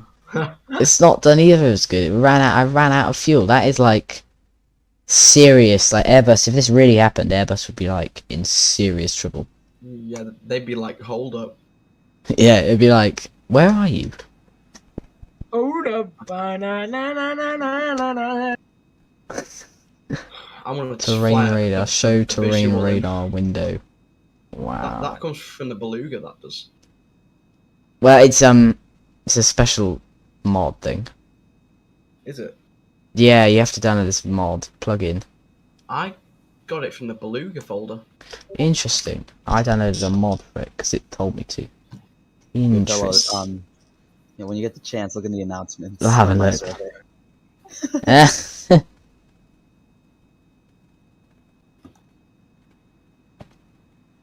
Thank you. You're welcome. This was where that Speedbird, that British Airways 123 was held, wasn't it? Doha. Oh, was it? Doha. Remember that? Doha. Yeah. Ah. Wow, you are quite high. I'm very high. I'm gonna have to give you a tutorial, a live tutorial on how to work the A350 because you always seem to be too high, too fast, or Yeah, well, and trust me, ILS until you're can't at get your 450 engine feet. started. I don't. there's a problem though, in that it says I'm too low, so I'm currently crossing the controls, just trying to get it down. Tomorrow we'll have a. I've got some free time. We'll have a look at it, Jones, because it's What time are you? the whole day, so whenever. Brill, because I'm going to meet some friends at 1 o'clock. Anyway, YouTube, thank you very much as always for joining us. I think that was really good. Before anyone clips it, we're gonna watch Jones Aviation land. Oh my God, he's nose diving. And then we're gonna Canada 143. we're gonna watch we're gonna watch him land, and then we're gonna go for a quick replay of our landing because at 87 feet per minute, that is the best landing I've ever done in an A350, and with almost no fuel. So it should be good fun. So I'll have a quick look at the replay just to see for myself. But he is wow. This is very high. Yo, Jones, just fly the ILS until you're at 400 feet, and then just follow. The thing is that it says that I'm too high. I'm too low for the ILS. rather. This is why I'm not What following. I do is I just I just stare at the touchdown zone on the runway, Yeah, just that's what and my I've been eyes doing. guide the plane. I just do that. Interesting. I look at the touchdown zone, but then quickly transfer my vision to the end of the runway, letting it get lower and lower and lower until we touch down. Yep. Same for me. Well, I'm hopefully gonna get track IR after Christmas, and then you can actually see where I'm looking, because you'll actually see me moving my head, which should be good fun on streams. That was a very nice landing, Mr. Jones. Thank you very much. Even at 220 knots. Pretty good. What feet per minute was that? 327. Well, that's pretty good. That's not the best, though, is it? Yeah, we go for 220 knots. It's pretty groovy. Alright, let's. I'm gonna go toggle replay mode. Disconnect from the network. Yeah. Yeah, I'm actually watching your stream, Pillow. Oh my God, Jones, it doesn't even look like you landed yet. Oh. Right. You know, Well, I've now just you did. noticed. You know this actual model, Alpha 7, Alpha Lima Echo. Yeah. My uncle has flown on this plane. Alpha 7 Right. Alpha Lima Echo. Okay. Here's on the approach. It's YouTube. Everyone watching on YouTube. Here we are. We're on the approach. Okay. It's in fast time until I slow time for the final bit of touchdown. The flaps have just been selected to the full position. I've just taken manual control here at this point. Here we go. There we go. Yeah, perfectly on the glide slope, and we get a little bit high here. So we're going back down again. We were all the time on this approach. We were far too left of the runway. Yeah. If you can see in the flight deck view here again, we're too left of the runway. So I was a little bit worried that we might miss the centre line, which we did slightly, but we managed to correct it for the rollout, and that's what actually matters. So that's all right. Not bad though. We touched down pretty nicely. A bit of float. It wasn't really float though, because we're still coming down. It's not bad. Well within the touchdown zone. Beautiful. Hats off to you. You did land. That is a good landing. So lovely for that. And get to see it. Managed to correct the centre line there. Not bad. Slowing it down in the reverse thrust mode. We're aiming to vacate off a fast exit.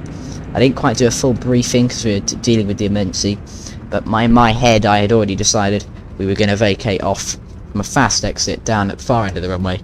There you go, the engine's died at this point. Literally seconds after we touched down, so that's amazing. That's good fun. That was pretty good.